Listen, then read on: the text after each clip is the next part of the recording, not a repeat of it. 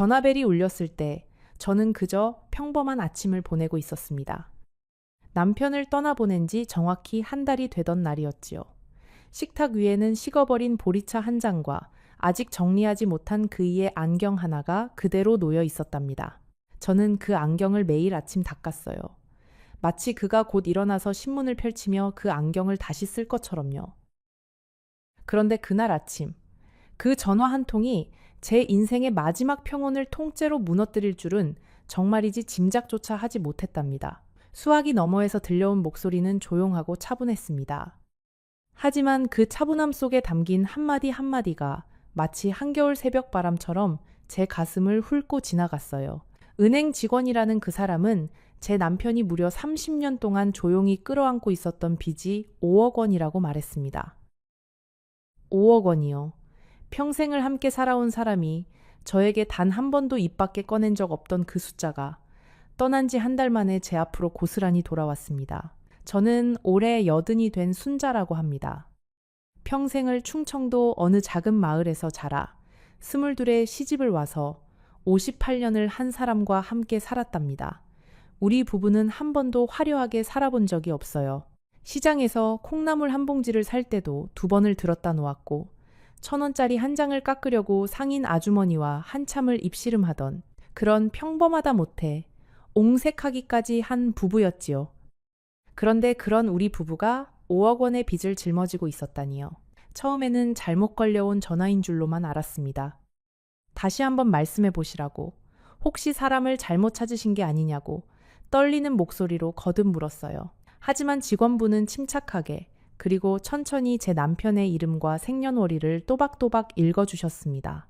한 글자도 틀린 곳이 없었어요. 그 순간 제 손에 들린 보리차 잔이 흔들리기 시작했고 부엌 창문으로 들어오던 햇살마저 갑자기 색을 잃은 것처럼 느껴졌답니다. 친구 여러분, 잠시 후 제가 그 은행에 직접 찾아가서 알게 된 진실을 들으시면 분명 깊은 한숨을 내쉬며 안도감을 느끼실 겁니다. 여러분께 한 가지 여쭤보고 싶습니다. 혹시 여러분 곁에 평생 함께해 왔지만 한 번도 진심을 보여준 적 없는 사람이 있나요? 만약 그런 사람이 떠오른다면 댓글란에 그 사람에 대해 조금만 이야기해 주세요. 적어도 오늘은 제가 혼자가 아니라는 느낌을 받고 여러분과 함께 이 이야기를 이어가고 싶어요. 은행에서 전화를 끊고 나서 저는 한참을 식탁 앞에 멍하니 앉아 있었어요. 무얼 어떻게 해야 할지 도무지 떠오르지 않았답니다. 머릿속에서는 남편의 얼굴이 자꾸만 떠올랐어요. 마지막까지 제 손을 꼭 잡고 미안하다고 했던 그 얼굴이요. 그땐 그저 먼저 가는 사람의 흔한 인사라고만 생각했는데 어쩌면 그 미안하다는 말 속에 이 5억 원이 함께 들어있었던 게 아닐까. 그런 생각이 들기 시작하니까 가슴 한가운데가 서서히 무너져 내리는 기분이었어요. 저는 옷장 깊숙한 곳에서 검은 외출복을 꺼냈습니다. 장례식 때 입었던 그 옷이 그대로 걸려 있더군요. 다리미질도 하지 않고 머리도 대충 빗어 넘기고 그냥 그대로 집을 나섰어요. 은행까지는 버스로 세정거장이었습니다. 평소 같았으면 그이와 함께 시장 갈 때 타고 다니던 그 버스였지요. 그날따라 차창밖 풍경이 어찌나 낯설어 보이던지 마치 처음 와보는 동네에 와 있는 것 같았답니다. 은행에 들어서니 아침이라 사람이 그리 많지는 않았어요. 안내 데스크에서 사정을 말씀드리니 직원분이 저를 안쪽 작은 상담실로 모셨습니다. 책상 위에는 이미 두툼한 서류 봉투가 한 뭉치 놓여 있더군요. 저는 그 서류 봉투를 보는 순간 다리에서 힘이 쭉 빠지는 걸 느꼈어요. 저렇게 두꺼울 일이 무엇이 있을까? 평생을 모은 우리 부부의 통장도 저렇게 두껍지는 않았는데 상담을 맡아주신 분은 40대 중반쯤 되어 보이는 여자분이셨어요. 목소리가 차분하고 말 한마디 한마디를 조심스럽게 골라서 하시는 분이었답니다. 어머님, 마음 단단히 잡으시고 들으셔야 할 것 같습니다. 라고 운을 떼시는데 저는 그 한마디에 이미 가슴이 철렁 내려앉았어요. 그분이 저에게 종이를 한 장씩 내밀며 설명을 시작했어요. 첫 번째 대출은 30년 전 1995년 봄이었다고요. 그때 금액은 그리 크지 않았다고 합니다. 1,000만 원 정도였다고 하더군요. 하지만 그 뒤로 해마다 혹은 두세 해에 한 번씩 남편이 다시 와서 추가로 돈을 빌렸다고 하더군요. 저는 그분이 종이를 한 장씩 넘기시는 모습을 가만히 지켜봤어요. 그분의 손이 얼마나 익숙하게 움직이시는지 마치 평생을 그 종이들과 함께 살아오신 분 같았답니다. 종이를 넘기실 때마다 사르륵 사르륵 하는 소리가 그 작은 상담실 안에 조용히 울렸어요. 그 소리가 어찌나 크게 들리던지요. 마치 그 소리 하나하나가 제 가슴을 한 번씩 두드리는 것 같았답니다. 직원분은 한 가지 더 말씀해 주셨어요. 마지막 대출은 작년 가을이었다고요. 그러니까 남편이 떠나시기 불과 몇 달 전이었던 거예요. 저는 그 말을 듣고 잠시 숨을 멈췄답니다. 그때쯤 저희 그이가 갑자기 새로 산 시계가 있었어요. 시장에서 10,000원짜리 한 장 깎으려고 하시던 분이 갑자기 그렇게 비싼 시계를 사오셨길래 의아했지요. 그런데 알고 보니 그건 시계가 아니라 또 다른 빚의 흔적이었던 거였답니다. 아니 어쩌면 그 시계조차도 누군가에게 보내드린 선물이었을지도 몰라요. 우리 그이는 자기 자신을 위해서는 10,000원짜리 한 장을 쉽게 못 쓰시던 분이었으니까요. 저는 그 종이들을 한참을 들여다봤어요. 종이 위에는 남편의 서명이 또렷하게 남아 있었습니다. 평생 제가 보아온 그 글씨체, 마지막 받침을 살짝 흘려 쓰던 그 특유의 필체가 한 장 한 장에 모두 똑같이 찍혀 있었어요. 그러니까 누군가 위조한 게 아니었다는 뜻이지요. 우리 그이가 제가 안방에서 자고 있을 때 혹은 시장에 다녀오는 사이에 이 은행에 와서 직접 종이에 이름을 쓰고 도장을 찍고 돈을 빌려갔다는 뜻이었습니다. 저는 그 글씨를 손가락으로 가만히 짚어봤어요. 그 글씨에서 그이의 체온이 아직도 남아있는 것 같았답니다. 평생 저에게 편지 한 통 제대로 써준 적 없던 그 사람이 이 종이 위에는 이렇게 또렷한 서명을 남겨놓고 가신 거였어요. 어쩌면 그것이 그 사람이 저에게 남기고 간 마지막 편지 같은 것이었는지도 모르겠습니다. 직원분이 조심스럽게 여쭤보더군요. 어머님께서는 이 대출에 대해 전혀 모르고 계셨느냐고요. 저는 그저 고개만 끄덕였어요. 말이 나오지 않았답니다. 그분은 잠시 저를 바라보시더니 따뜻한 차를 한 잔 가져다 주시더군요. 그러면서 천천히 한 가지 사실을 더 알려주셨습니다. 남편의 대출 서류에 등기되어 있는 담보 주소가 우리 집 주소가 아니라는 거였어요. 다른 주소가 적혀 있다는 거예요. 그것도 서울 어느 변두리 동네에 작은 빌라 한 채. 저는 그 종이를 들고 한참을 가만히 있었어요. 그 주소가 적힌 종이를 손에 쥔 채 마치 시간이 멈춘 것처럼 그대로 굳어 있었답니다. 우리 부부는 평생 한 집에서만 살았어요. 그 작은 한옥집, 그 마당 한쪽에 감나무가 한 그루 서 있던 그 집에서요. 그런데 다른 주소라니. 그것도 서울에. 남편은 평생 서울에 일가 친척 한 명 없다고 말했었는데요. 저는 직원분께 떨리는 목소리로 여쭤봤습니다. 이 빚을 제가 갚지 않으면 어떻게 되느냐고요. 그분은 안타까운 표정으로 답해 주셨어요. 상속을 받으시려면 그 빚도 함께 가져가시는 것이고 만약 빚이 너무 크다면 상속을 포기하실 수도 있다고요. 그런데 상속을 포기하시면 남편 명의로 되어 있는 우리 집까지 모두 잃게 된다고 하셨습니다. 그 한옥집이요. 제가 시집 와서 첫 아이를 낳은 그 집, 시어머니를 보내드린 그 집, 그리고 한 달 전에 남편을 떠나보낸 그 집을요. 저는 은행을 나오는데 다리가 후들거려서 제대로 걷지를 못했습니다. 길가에 있는 작은 벤치에 잠시 앉았어요. 가을 햇살이 따뜻한 날이었는데 저는 그날따라 어찌나 추웠는지 모릅니다. 손에 쥔 그 종이가 자꾸만 바람에 펄럭였어요. 마치 제 평생의 신뢰가 그 종이 한 장처럼 바람에 흩날리고 있는 것 같았답니다. 벤치에 앉아 있는데 멀지 않은 곳에서 한 어르신이 새들에게 모이를 던져주시는 모습이 보였어요. 비둘기들이 그분 발치에 모여들어 한참을 깍깍거리고 있었답니다. 그분이 천천히 한 알 한 알 모이를 떨어뜨리시는 모습을 보면서 저는 우리 그이가 평생 그렇게 누군가에게 한 알 한 알 무언가를 떨어뜨려 주셨겠구나 하는 생각이 들었어요. 그 마음이 정말 그 사람다웠습니다. 누가 봐주지 않아도, 누가 알아주지 않아도 그저 묵묵히 자기 자리에서 무언가를 나눠주는 그런 사람이었답니다. 그 어르신은 한참을 더 거기 계시다가 천천히 자리를 뜨셨어요.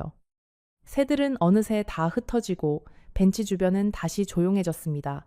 저도 그제야 천천히 일어났어요. 다리가 아직 조금 떨렸지만 마음 한구석에는 묘하게 단단한 무언가가 생겨나고 있었답니다. 집으로 돌아오는 길에 저는 한 가지 결심을 했어요. 무슨 일이 있어도 그 다른 주소가 무엇인지 제 두 눈으로 직접 확인해야겠다고요. 그게 무슨 빚을 위한 담보였는지, 그 자리에 누가 살고 있는지, 그리고 우리 그이가 왜 30년이나 그것을 감춰왔는지를요. 하지만 그 전에 먼저 해야 할 일이 하나 있었습니다. 남편이 평생 쓰던 안방 책상, 그 서랍 깊숙한 곳을 열어봐야 했답니다. 집에 도착하자마자 저는 외투도 벗지 않은 채 안방으로 들어갔어요. 그이의 책상은 여전히 그가 살아있을 때 그대로였습니다. 돋보기 안경 옆에 어제보다 만신문이 펼쳐져 있고 그 옆에는 깍담한 사과가 접시 위에 놓여 있었어요. 저는 그 사과를 차마 치우지 못하고 그대로 두었었답니다. 마치 그를 치워버리는 것 같아서요. 그런데 그날만큼은 달랐어요. 그 평온한 책상 위의 모든 풍경이 거짓말처럼 보이기 시작했답니다. 책상 서랍은 3개였어요. 첫 번째 서랍은 평소에도 자주 열던 곳이라 별다른 게 없었습니다. 안경 닦는 천, 도장, 영수증 몇 장. 두 번째 서랍에는 오래된 가족 사진과 손자들의 어릴 적 그림이 가지런히 정리되어 있었어요. 그리고 마지막 3번째 서랍. 그 서랍은 늘 잠겨 있었답니다. 그이는 별거 아니라고 그저 옛날 서류 몇 장이 들어있을 뿐이라고 했었어요. 저도 굳이 캐묻지 않았지요. 부부 사이에도 각자의 공간이 있는 거니까요. 서랍 열쇠는 책상 밑에 작은 종이 상자 안에 들어 있었어요. 그 정도는 저도 알고 있었답니다. 다만 한 번도 열어본 적이 없었을 뿐이지요.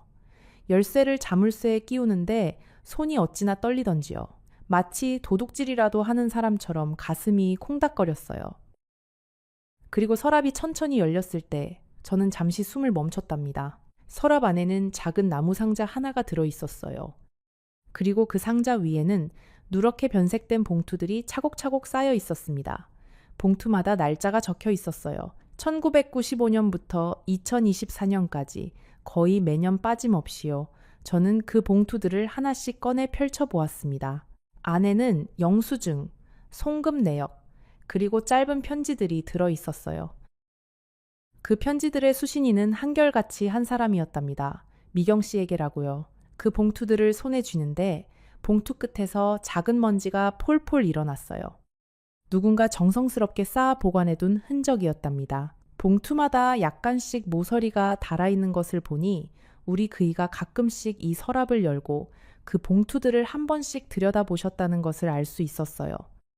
어쩌면 그 사람은 혼자만의 시간에 이 봉투들을 펼쳐보면서 형님을 잠시 기억하셨던 것일지도 모르겠습니다. 산 사람의 비밀이 아니라 떠난 사람을 향한 작은 의식이었을지도요. 미경. 저는 그 이름을 한참 동안 입안에서 굴려보았어요. 평생 처음 듣는 이름이었습니다. 우리 친척 중에도, 동네 사람 중에도, 그이의 옛 친구 중에도 그런 이름을 가진 사람은 없었어요. 저는 떨리는 손으로 가장 오래된 편지를 펼쳐 들었습니다. 1995년 4월 7일이라는 날짜가 적혀 있었어요. 편지는 그리 길지 않았습니다. 형이 떠난 지 벌써 1년이 다 되어 가는군요. 형수님, 부디 건강 잘 챙기시고 아이도 잘 자라기를 빌겠습니다. 이번 달 생활비는 우체국 통장으로 보냈으니 확인 부탁드립니다. 어려운 일 있으시면 언제든 연락 주세요. 형의 몫까지 제가 책임지겠습니다. 그게 그 편지의 전부였답니다. 저는 그 자리에 풀썩 주저앉았어요. 형이라니요. 우리 그이에게는 형이 한 명 있었습니다. 결혼 전에 안타까운 일을 당하셔서 일찍 세상을 떠나신 형님이 한 분 계셨다는 건 저도 시어머니께 듣긴 들었어요. 그런데 형수님이라는 분이 살아계셨다니요? 그리고 아이라니요? 그 형님의 아이가 있었다는 말은 그 누구에게도 들어본 적이 없었답니다. 저는 그 자리에서 모든 편지를 다 펼쳐 읽었어요. 한 장 한 장 넘기는 손이 어찌나 떨리던지 종이가 자꾸만 손에서 미끄러졌습니다. 편지의 내용은 거의 비슷했어요. 형수님의 안부를 묻고 조카의 학교 생활을 걱정하고 그리고 매달 송금한 금액을 적어 놓은. 그러니까 우리 그이는 형님이 떠나신 그날 이후로 30년이 넘는 세월 동안 단 한 달도 거르지 않고 그 형수님과 조카에게 생활비를 보내왔다는 거였답니다. 편지들 사이에는 가끔 영수증이 끼워져 있기도 했어요. 한약방 영수증, 병원비 영수증, 학원비 영수증, 진우 씨가 어릴 때 한 번 크게 아팠을 때의 입원비 영수증도 있었답니다. 그 영수증을 보는데 저는 다시 한번 가슴이 내려앉았어요. 그 시기에 우리 그이는 갑자기 야근을 거의 매일 하셨거든요. 저는 그저 회사 일이 바쁘신가 보다 했는데 그게 다 그 조카의 병원비를 마련하기 위함이었던 거예요. 그 사람은 자기 자식이 아픈 것처럼 그 조카의 병원비를 마련하셨던 거랍니다. 편지 묶음의 가장 아래에는 작은 일기장 같은 것이 한 권 들어 있었어요. 우리 그이가 손수 쓰신 짤막한 메모들이 적힌 노트였답니다. 거기에는 진우 씨의 성장 기록이 빼곡히 적혀 있더군요. 진우, 오늘 첫 걸음마. 진우, 유치원 입학. 진우, 초등학교 운동회에서 1등. 진우, 대학 합격. 그 짧은 한 줄 한 줄을 읽는데 저는 또 한참을 울었답니다. 우리 그이는 그 조카의 모든 순간을 가슴에 새기며 살아오셨던 거예요. 비록 직접 그 자리에 가지는 못하셨지만요. 저는 한참을 멍하니 앉아 있다가 천천히 그 나무 상자도 열어보았어요. 상자 안에는 사진 한 장이 들어 있었습니다. 흑백 사진이었어요. 젊은 시절의 우리 그이와 그리고 그 옆에 형님으로 보이는 분, 그리고 두 사람 사이에 어색하게 서 있는 작은 여인이 한 명, 그 여인이 미경 씨였겠지요. 그분의 손에는 강보에 쌓인 갓난아기가 안겨 있었습니다. 저는 그 사진을 한참을 들여다봤어요. 사진 속의 우리 그이는 갓 결혼한 새색시였던 저를 두고 어딘가 외출했던 그 무렵의 얼굴이었습니다. 그 시절 우리 부부는 형편이 어려워서 신혼여행도 제대로 못 가고 시어머니 모시고 한 집에 살면서 매일을 빠듯하게 살았어요. 그런데 그이는 그 어려운 와중에도 형님의 아내와 갓 태어난 조카에게 생활비를 보내고 있었던 거였습니다. 저는 그제야 알 것 같았어요. 왜 우리가 평생 그렇게 옹색하게 살아야 했는지를요. 왜 그이가 그토록 야근을 자주 했는지, 왜 명절에도 친척 집에 가지 않고 늘 혼자 다른 곳에 다녀온다고 했는지, 왜 가끔씩 우체국에 다녀왔다고 했는지를요. 그 모든 것들이 한꺼번에 머릿속에서 짜맞춰지면서 저는 그저 아무 말도 할 수 없었답니다. 생각해보면 작은 단서들은 곳곳에 있었어요. 우리 그이가 10여 년 전쯤 갑자기 시계를 자주 들여다보시던 시기가 있었답니다. 마치 어딘가에 가야 할 약속이 있는데 자꾸만 늦어지는 사람처럼요. 그때 저는 그저 일이 바쁘신가 보다 정도로만 생각했었어요. 그런데 이제 와서 돌아보니 그게 다 그 형수님과 조카에게 가야 할 약속들이었을지도 모른다는 생각이 들었답니다. 또 한 가지 기억나는 게 있어요. 우리 그이는 평생 한 번도 자기 생일을 챙기지 않으셨답니다. 미역국을 끓여드리려고 하면 늘 그러셨어요. 형이 못 누리고 간 생일을 내가 어떻게 챙겨 먹겠어 라고요. 저는 그저 형제 사랑이 깊은 분이라서 그러시는 줄로만 알았어요. 하지만 이제 와서 생각해보니 그게 단순한 형제 사랑이 아니라 형이 남기고 간 모든 것을 자기가 떠안고 살아가는 사람의 무게였던 거였답니다. 그날 밤 저는 한숨도 자지 못했어요. 거실 소파에 앉아서 사진과 편지들을 번갈아 가며 들여다봤습니다.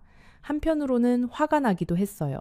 어떻게 평생을 함께 산 아내한테 이런 큰 비밀을 단 한 번도 말해주지 않을 수가 있을까? 그런데 또 한편으로는 묘하게 가슴이 시려오기도 했어요. 형님을 그렇게 갑작스럽게 떠나보내고 홀로 남겨진 형수와 조카를 자기 일처럼 떠안고 살았던 그 마음이 한편으로는 너무도 그이답기도 해서요. 저는 거실 시계가 새벽 3시를 지나가는 소리를 들었어요. 그리고 다시 4시를 지나가는 소리를 들었답니다. 그 사이에 저는 우리 부부가 함께 살아온 58년의 세월을 처음부터 끝까지 다시 한번 되짚어 봤어요. 결혼하던 그날 새벽, 시집을 떠나던 가마 안에서 흔들리던 그 마음, 첫 아이를 낳던 그 무더운 여름, 시어머니가 떠나시던 그 가을 새벽, 그 모든 순간순간들을요. 그러면서 저는 한 가지 사실을 깨달았어요. 우리 그이는 평생 한 번도 자기 자신을 위해 무언가를 사신 적이 없었답니다. 옷도 늘 제가 사다 드린 것을 입으셨고 신발도 10년이 넘도록 한 켤레로 버티셨어요. 좋아하시던 술도 명절에나 한 잔씩 드시는 게 다였답니다. 그제야 저는 알 것 같았어요. 그 사람이 평생 그렇게 살아오신 이유가 어쩌면 자기 몫의 모든 것을 그 형수님과 조카에게 보내기 위해서였을지도 모른다는 것을요. 이튿날 아침, 저는 큰아들에게 전화를 걸었습니다. 아들은 부산에서 작은 회사를 다니고 있어요. 며느리와 손자 둘과 함께 살지요. 저는 평소 같으면 잘 전화도 안 하던 아들에게 그날만큼은 다급한 목소리로 전화를 걸었답니다. 아버지가 남기신 일이 좀 있다고 와서 의논 좀 했으면 좋겠다고요. 아들은 그 주 주말에 며느리와 함께 올라왔어요. 저는 거실에 앉혀놓고 은행에서 받아온 서류와 그 안방 서랍에서 찾은 편지들을 다 꺼내 놓았습니다. 아들은 한참을 들여다보더니 손으로 얼굴을 감싸쥐었어요. 며느리는 옆에서 눈만 깜빡거리며 아무 말도 하지 못했답니다. 저는 그 모습을 보면서 우리 아들이 참 많이 컸구나 하는 생각을 했어요. 어릴 때는 작은 일에도 곧잘 울던 아이였답니다. 학교에서 친구한테 한마디만 들어도 집에 와서 한참을 훌쩍이던 아이였어요. 그런데 어느새 자기 아버지처럼 묵묵히 모든 것을 받아들이는 사람이 되어 있더군요. 핏줄이라는 게 참 무서운 거예요. 자기도 모르는 사이에 아버지의 표정을 그대로 빼다 박아가는 거랍니다. 며느리는 평소 말수가 적은 사람이에요. 시어머니 앞에서 함부로 입을 떼지 않는 그런 요즘 보기 드물게 조용한 새댁이었답니다. 그런데 그날만큼은 며느리도 한참을 사진을 들여다봤어요. 그 흑백 사진 속에 어린 시동생과 시아주버님, 그리고 그 사이에 미경 씨와 갓난아기를요. 며느리의 눈가도 어느새 붉어져 있었어요. 아들이 한참 만에 입을 열었어요. 어머니, 그러면 어떻게 하실 거예요? 그 돈을 다 갚으실 거예요. 저는 잠시 머뭇거렸습니다. 그 돈은 우리 가족이 가진 모든 재산을 다 합쳐도 다 갚을 수 없는 금액이었어요. 그 한옥집을 팔아도 제가 모아둔 돈을 다 보태도 절반도 갚지 못할 액수였답니다. 그런데 그때 며느리가 조심스럽게 입을 떼더군요. 아들의 그 한마디에 거실 안이 잠시 조용해졌어요. 시계 초침이 똑딱똑딱 소리만 크게 들렸답니다. 저는 그 짧은 정적 안에서 우리 그이가 평생 그 무거운 빚을 어떤 마음으로 짊어지셨을지를 다시 한번 가늠해 봤어요. 그 사람은 매달 송금하실 때마다 어떤 표정으로 그 도장을 찍으셨을까? 그 사람은 빚이 늘어날 때마다 얼마나 잠을 못 이루셨을까? 그 모든 마음을 혼자 견디느라 그 사람의 어깨가 평생 그렇게 굽어 있으셨던 것은 아니었을까요? 저는 그제야 그 사람의 굽은 등이 비로소 다 이해되는 것 같았답니다. 마침 그때 저희 큰딸도 도착했어요. 큰딸은 인천에서 작은 미용실을 운영하면서 살고 있답니다. 결혼은 늦게 했는데 아이를 갖지 못해서 부부 둘이서만 단출하게 살아가는 아이예요. 저는 큰딸한테도 같이 의논해야겠다 싶어서 전화를 걸어두었답니다. 큰딸은 그 모든 서류와 편지들을 한참 동안 들여다보더니 한참 만에 가만히 한숨을 내쉬더군요. 그러고는 작은 목소리로 말했어요. 엄마 아빠가 어떤 사람이었는지를 이제 좀 알 것 같네요. 라고요. 큰딸이 그러더군요. 자기가 어릴 때 늘 아빠가 명절 때마다 어딘가에 다녀오신다고 했던 것, 그게 늘 의아했었다고요. 아빠는 한 번도 우리 가족에게 행선지를 정확히 말씀해 주신 적이 없으셨어요. 그저 잠깐 다녀올 때가 있다 그 한마디로 끝이었답니다. 큰딸은 그게 사실은 형수님 댁에 다녀오시던 길이었을 거라는 생각이 든다고 했어요. 그 한마디에 저도 가슴이 한 번 더 내려앉았답니다. 명절에도 우리 식구들과 함께 보내시지 못하고 그렇게 누군가의 안부를 챙기러 다니셨던 그 마음을 생각하니까요. 어머님 그 돈을 왜 어머님이 갚으셔야 해요? 며느리는 차분하지만 단호한 목소리로 말했어요. 그 빚은 아버님이 다른 사람을 도와주려고 만든 빚이지 우리 가족을 위해서 쓰신 돈이 아니잖아요. 그 형수님이라는 분이 살아 계시다면 그분이 함께 책임을 지셔야 하는 거 아닌가요? 저는 며느리의 그 말을 듣고 한참을 침묵했답니다. 물론 며느리의 말이 틀린 것은 아니었어요. 법적으로 봐도 도리적으로 봐도 그 빚의 절반쯤은 그 형수님이라는 분이 함께 짊어져야 할 몫이었지요. 하지만 제 마음 한구석에서는 자꾸만 다른 소리가 들려왔어요. 우리 그이가 평생을 가슴에 품고 갔던 그 마음을 떠난 지 한 달도 안 된 지금 제가 헐어버려도 되는 것인가 하는 그런 소리요. 저는 아들 부부에게 며칠만 시간을 달라고 했어요. 그 형수님이라는 분을 한번 만나보고 싶다고요. 그 사람이 어떻게 살고 있는지, 우리 그이가 평생 보냈던 그 돈으로 어떤 삶을 꾸려왔는지를 제 두 눈으로 직접 확인하고 싶었답니다. 아들은 처음에는 말렸어요. 어머니가 거기 가서 좋을 게 뭐가 있겠느냐고 차라리 변호사를 통해서 정리하는 게 깔끔할 거라고요. 하지만 며느리가 가만히 제 손을 잡아주더군요. 어머님이 직접 가시는 게 맞다고요. 그렇게 해서 저는 며칠 뒤 그 서울 변두리 동네의 주소를 들고 혼자 길을 나섰습니다. 기차를 타고 2시간을 가서 다시 지하철로 갈아타고 마지막에는 마을버스를 한참 탔어요. 종점 가까이에 있는 작은 빌라촌이 그 주소지였답니다. 저는 그 빌라 앞에 서서 잠시 깊은 숨을 들이마셨어요. 곧 만나게 될 그 사람이 어떤 얼굴을 하고 있을지, 저를 보고 어떤 표정을 지을지, 저로서는 도무지 짐작이 가지 않았답니다. 기차 안에서 저는 한참 동안 창밖을 바라봤어요. 들판이 지나가고 산이 지나가고 작은 마을이 지나갔답니다. 우리 그이가 살아계셨을 때는 이렇게 멀리 혼자 외출을 해본 적이 없었어요. 늘 그이가 운전대를 잡으셨고 저는 그저 옆자리에서 졸기만 했지요. 그런데 그날만큼은 그이가 곁에 없는 그 자리가 새삼스럽게 크게 느껴졌답니다. 기차 안에서 저는 가방 안에서 그 흑백 사진을 다시 한번 꺼내봤어요. 사진 속의 그이는 정말 젊었습니다. 갓 결혼해서 한참을 행복하실 때의 모습이었어요. 그 옆에 형님도 환하게 웃고 계셨고요. 누가 봐도 형제 사이가 좋은 두 분이셨답니다. 그런데 그 사진을 찍은 지 얼마 안 되어서 형님이 그렇게 갑자기 떠나셨다니 우리 그이의 가슴이 얼마나 무너졌을지 짐작이 가더군요. 지하철로 갈아타고 나서 저는 그 빌라가 있는 동네의 풍경을 천천히 둘러봤어요. 오래된 동네였답니다. 골목골목마다 낡은 간판들이 걸려 있고 길가에서는 어르신들이 작은 의자에 앉아 햇볕을 쬐고 계셨어요. 한 어르신께 길을 여쭤보니 친절하게도 그 빌라까지 함께 걸어가 주시더군요. 그분과 짧은 이야기를 나누면서 저는 마음 한구석이 조금씩 가라앉는 것을 느꼈답니다. 우리 그이가 평생 도와주신 그 형수님과 조카가 사는 동네가 이렇게 정겨운 곳이라는 게 한편으로는 다행이라는 생각이 들었어요.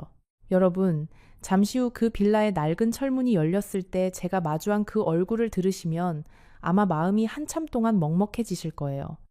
그분이 저를 알아본 표정과 그분이 처음으로 제게 건넨 그 한마디, 그리고 그 작은 거실에서 제가 발견한 마지막 진실까지 조금만 더 함께 있어 주세요. 이제부터가 정말 중요한 이야기랍니다.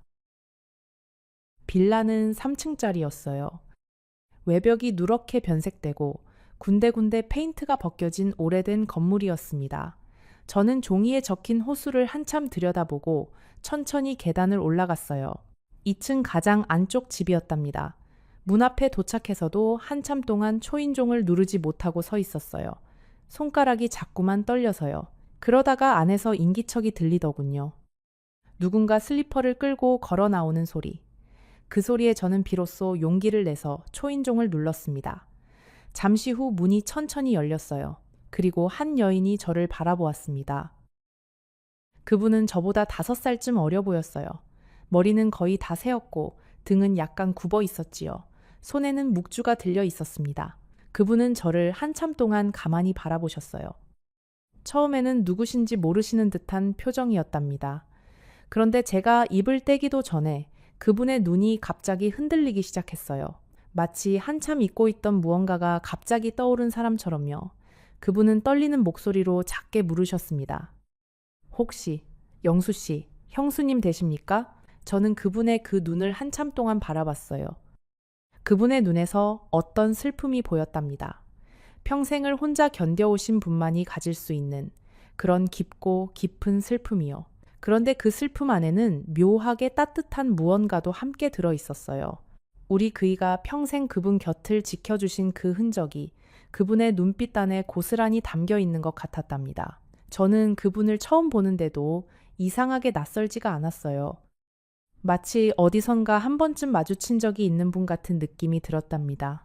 어쩌면 우리 그이가 평생 마음 한구석에 그분을 모셔두고 살아오셨기 때문에 그 마음이 자연스럽게 저에게도 전해진 것이었을지도 몰라요.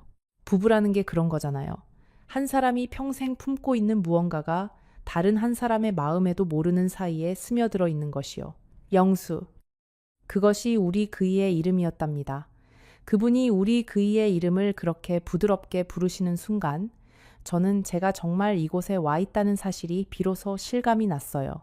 그러니까 이분이 30년 동안 우리 그이가 매달 편지를 보내고 돈을 보냈던 그 미경 씨라는 분이셨던 거예요. 저는 고개를 끄덕였습니다. 그러자 그분의 눈에서 천천히 눈물이 흘러내리기 시작했어요.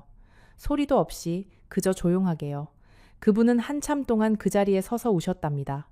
그러더니 저를 안으로 들이셨어요. 누추하지만 들어오시라고. 차라도 한 잔 드리고 싶다고요. 집안은 정말 작았어요. 거실이라고 부르기에도 좁은 공간에 작은 소파 하나와 텔레비전 한 대, 그리고 벽 한쪽에 놓인 작은 책상이 전부였습니다. 하지만 모든 것이 정갈하게 정리되어 있었어요. 살림이 넉넉하지 않다는 것이 한눈에 보였지만 그 안에 사는 사람의 품격은 분명히 느껴지는 그런 집이었답니다. 그분은 부엌에서 보리차를 한 잔 끓여오셨어요. 김이 모락모락 나는 잔을 제 앞에 놓아주시고 자신은 맞은편에 조용히 앉으셨습니다. 한참 동안 두 사람 모두 아무 말도 하지 못했어요. 무슨 말부터 시작해야 할지, 어떤 표정을 지어야 할지 둘 다 알지 못했던 것 같아요. 그러다가 그분이 먼저 입을 떼셨습니다. 형수님께서 아무것도 모르고 계시리라고는 영수 씨도 저도 한 번도 생각해 본 적이 없었어요. 그분이 가만히 입을 떼셨습니다. 저는 그 말을 듣고 마음 한구석이 무너지는 기분이었어요.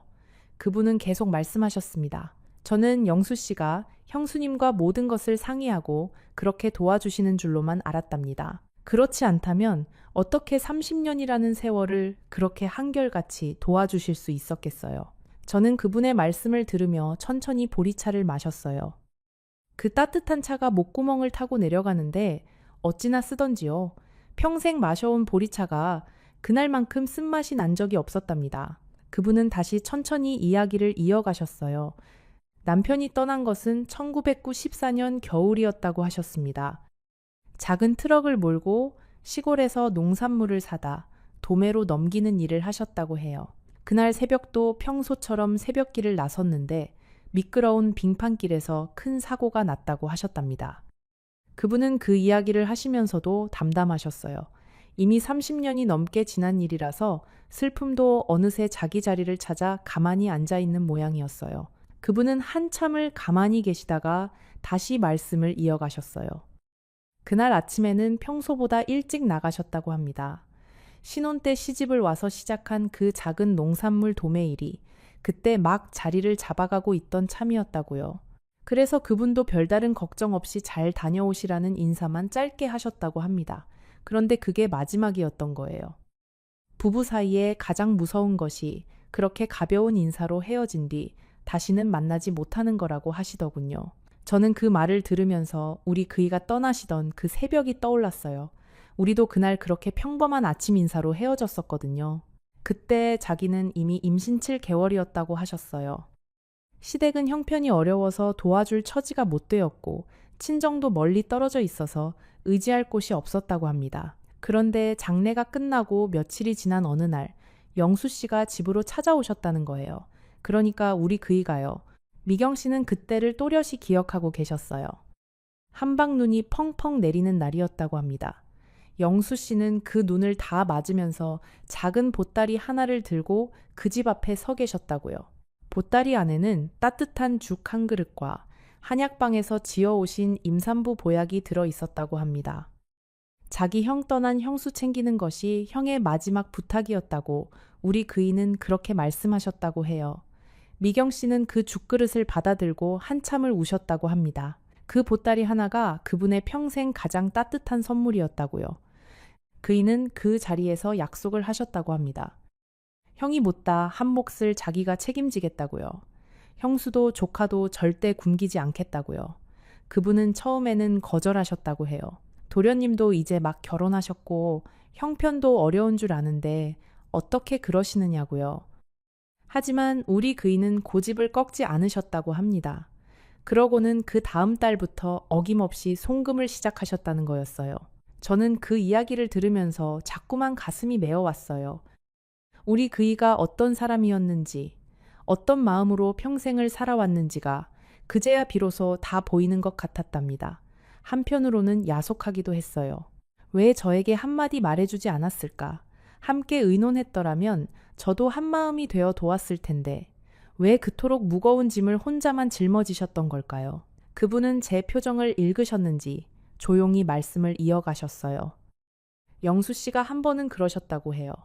자기 아내는 마음이 너무 여린 사람이라 이 사실을 알면 분명히 너무 큰 짐으로 받아들일 것 같다고요. 형편이 어려운 와중에 형 가족까지 책임지고 있다는 사실을 알면 자기 아내가 평생 가슴에 돌덩이를 얹고 살 것 같다고요. 그래서 자기 혼자만 짊어지고 가겠다고요. 저는 그 이야기를 듣고 결국 눈물을 참지 못했어요. 어쩜 그 사람은 끝까지 그렇게 저를 아껴주려고 했는지요. 평생을 옹색하게 살게 만들어 놓고 그 이유 한 가지를 끝내 말해주지 않았던 것이 어쩌면 그 사람 나름의 사랑이었던 거예요. 하지만 저는 그 사랑이 자꾸만 야속하게 느껴지기도 했답니다.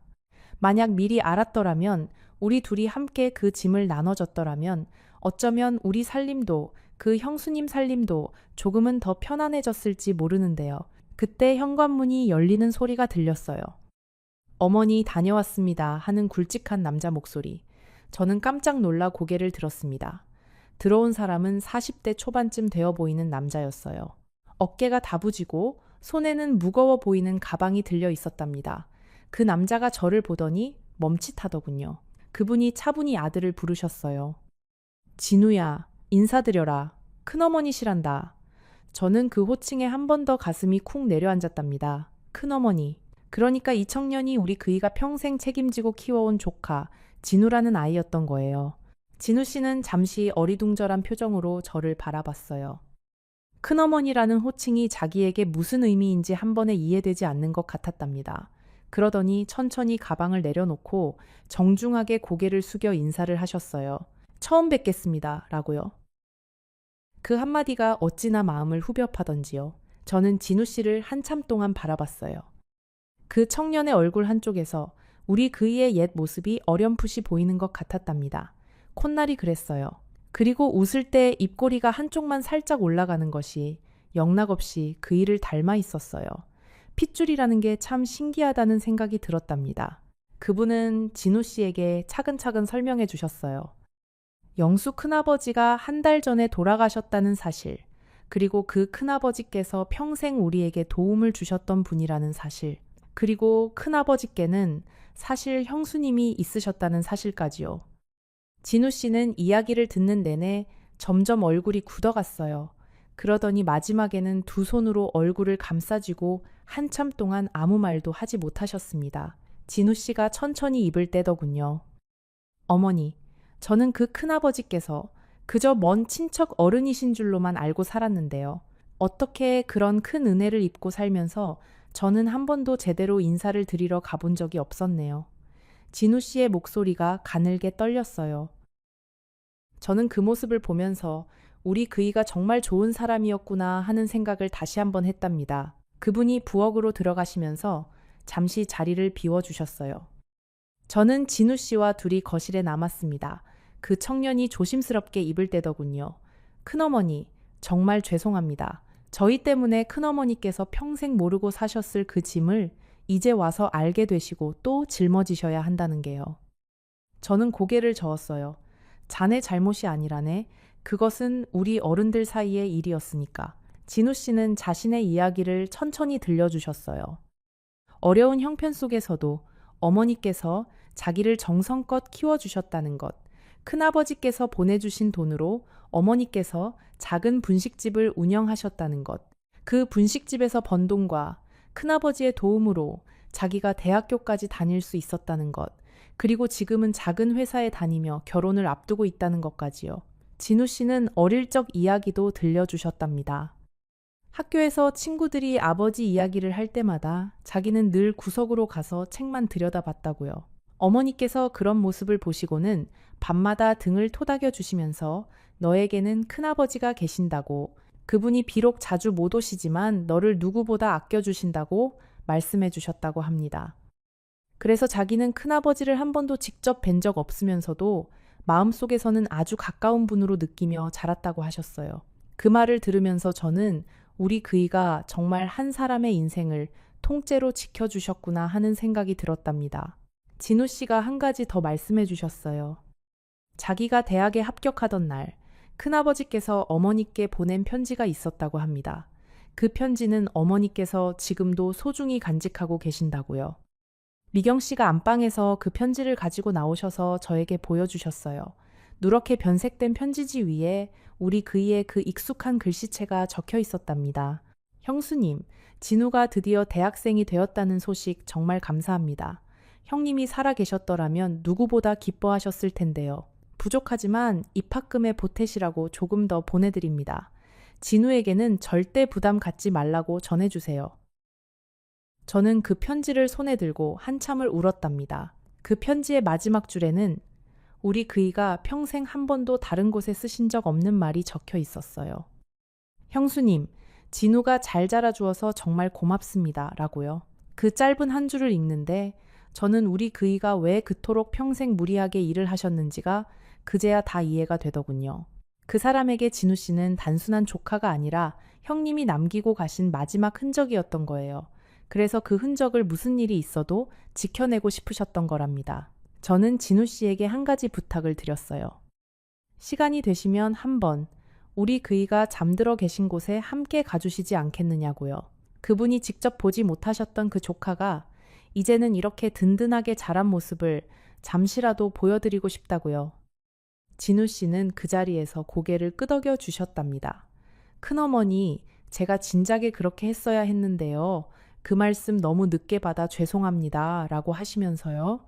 그 청년의 그 한마디가 어찌나 마음을 데웠는지 모릅니다. 저는 그 이야기를 들으며 가만히 고개를 끄덕였어요. 진우 씨는 본인이 사실 큰아버지께 매달 조금씩이라도 갚아드리고 싶었지만 큰아버지께서 한사코 거절하셨다고 했답니다. 자기는 갚으라고 도와준 게 아니라고 그저 형 몫을 자기가 대신하는 것일 뿐이라고요. 그 한결같은 마음이 어찌나 그 사람다웠는지요. 저는 진우 씨에게 조심스럽게 여쭤봤어요. 혹시 어머님께서 지금 사시는 이 집이 누구 명의로 되어 있는지 아느냐고요. 진우 씨는 잠시 머뭇거리시더니 큰아버지 명의로 되어 있다고 답해 주셨어요. 어머니께서 늘 그 집을 큰아버지께서 마련해 주신 거라고 하셨다고요.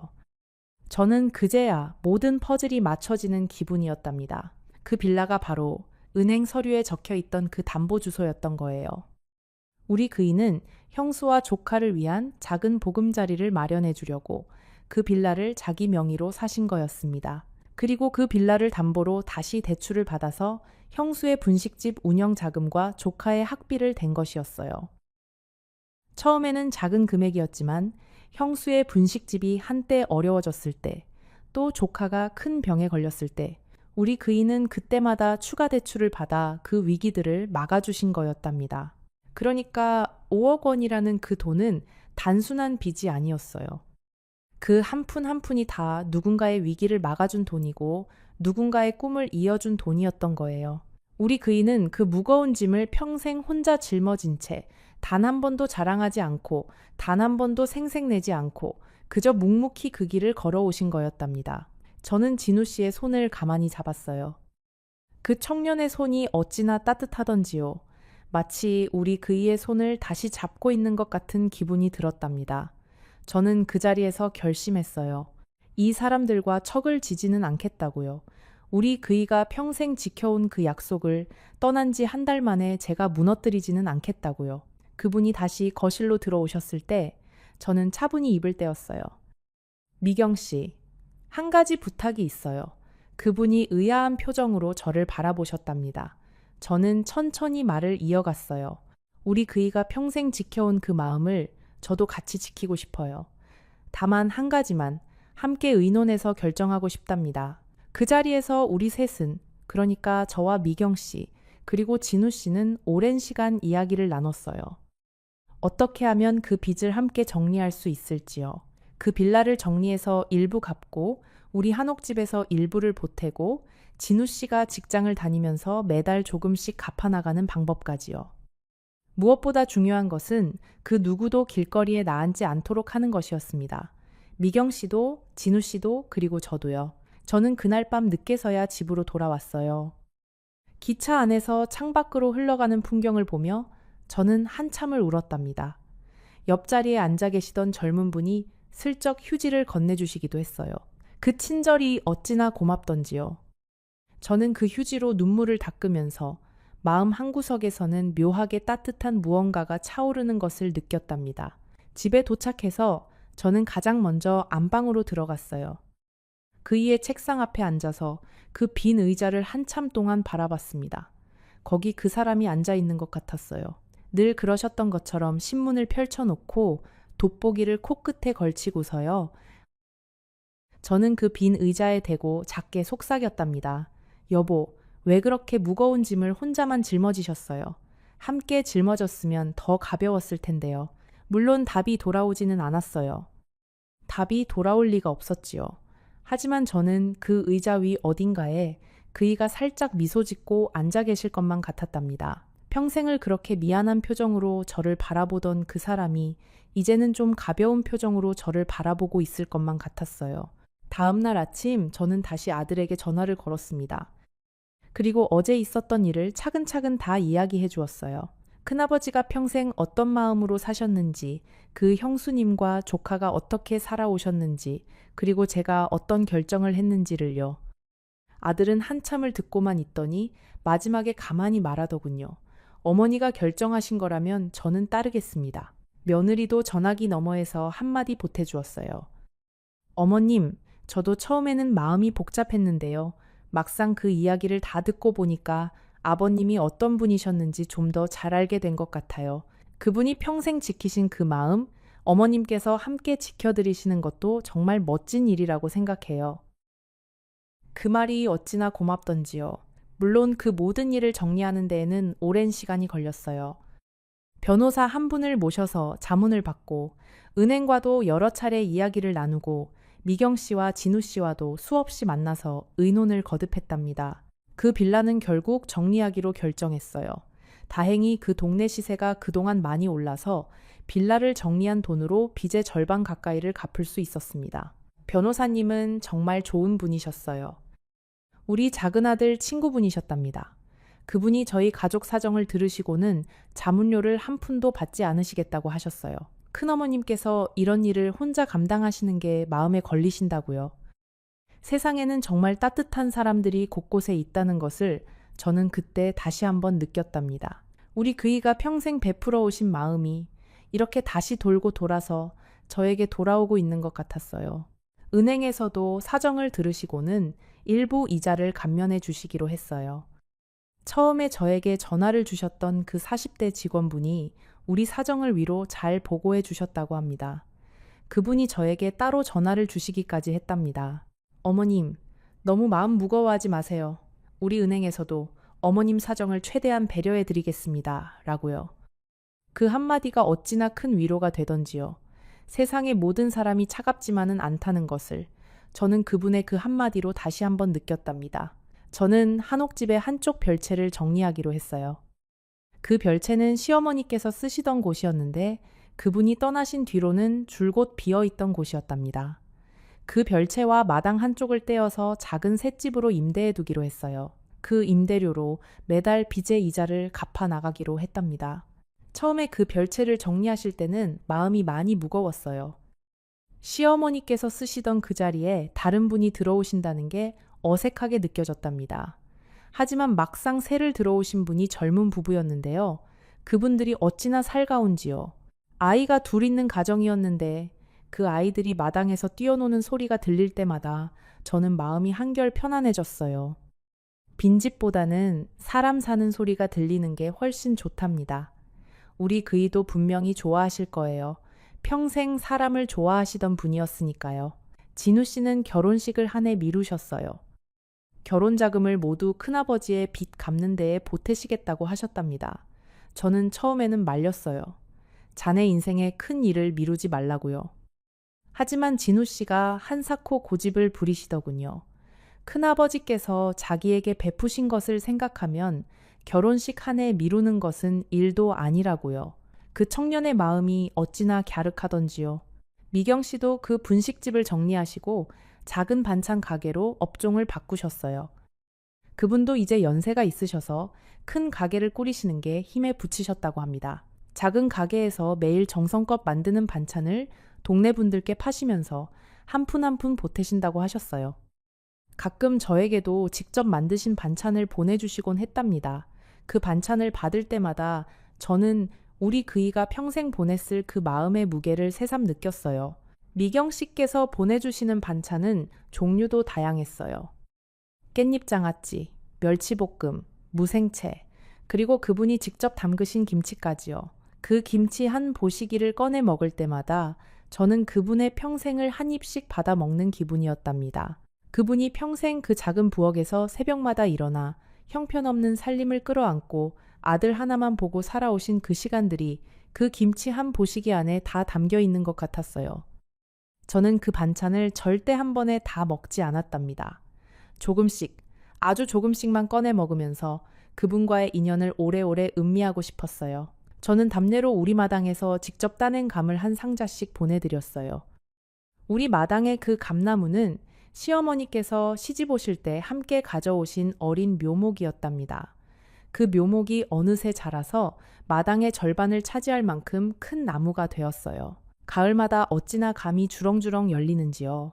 그 감을 따서 미경 씨께 보내드리면 그분은 또 그 감으로 곶감을 만드셔서 다시 저에게 보내주시곤 한답니다. 그렇게 우리 두 사람의 인연이 작은 감 하나를 통해서 이어지고 있는 거예요. 우리 그이가 평생 끌어안고 계셨던 그 인연이 떠나신 뒤에도 이렇게 따뜻하게 이어지고 있다는 것이 저는 참 감사하답니다. 저는 그 빚을 정리하는 동안 한옥집을 떠나지 않았습니다. 아들은 부산으로 모시고 가고 싶어 했어요. 며느리도 함께 살자고 권유해 주었답니다. 하지만 저는 거절했어요.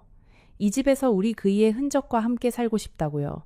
그 사람이 평생 앉아 계시던 책상, 그 사람이 평생 쓰셨던 안경, 그 사람이 마지막까지 보던 신문이 그대로 있는 이 집에서 남은 시간을 보내고 싶다고요. 이제 그 일이 있은 지 1년이 다 되어가요. 빚은 아직 다 정리되지 않았지만 마음은 이상하게도 한결 가벼워졌답니다. 우리 그이가 어떤 사람이었는지를 이제는 저도 완전히 알게 되었으니까요. 그 사람이 평생 짊어진 짐이 얼마나 무거웠는지, 그리고 그 짐을 어떤 마음으로 짊어졌는지를 이해하게 되었으니까요. 가끔 동네 어르신들이 저에게 물어보시곤 해요. 영감님 떠나시고 그렇게 큰일을 겪으셨는데 어떻게 그렇게 평온해 보이시느냐고요? 저는 그저 미소만 짓는답니다. 그 평온함이 어디서 왔는지를 제대로 설명드리려면 너무 긴 이야기가 되니까요. 그리고 어떤 이야기들은 모든 이에게 다 들려줄 수 있는 것이 아니니까요. 그저 마음속에 곱게 접어두고 가끔씩만 펼쳐보는 것이 좋은 그런 이야기들이 있답니다. 지난 봄에는 진우 씨가 마침내 결혼식을 올렸어요. 저는 큰어머니 자격으로 그 식장에 갔답니다. 진우 씨의 신부는 참 고운 분이셨어요. 미경 씨께서 식장 한쪽에서 환하게 웃으시며 저를 맞아주셨고요. 저는 그 두 분 곁에 앉아서 신랑 신부의 행복한 얼굴을 한참 동안 바라봤답니다. 그러면서 마음속으로 우리 그이에게 살짝 속삭였어요. 여보, 보고 계세요? 당신이 평생 지켜온 그 약속이 오늘 이렇게 꽃을 피웠어요. 라고요. 결혼식이 끝나고 식당에서 식사를 하는 동안 진우 씨가 마이크를 잡으셨어요. 신부 측 인사가 끝나고 자기 차례가 되니까 잠시 목이 잠기시더군요. 어머니, 그리고 큰어머니 라고 운을 떼시는 순간 식장이 조용해졌답니다. 그러고는 진우 씨가 천천히 말씀하셨어요. 제가 오늘 이 자리에 설 수 있는 것은 두 분 어머니 덕분입니다.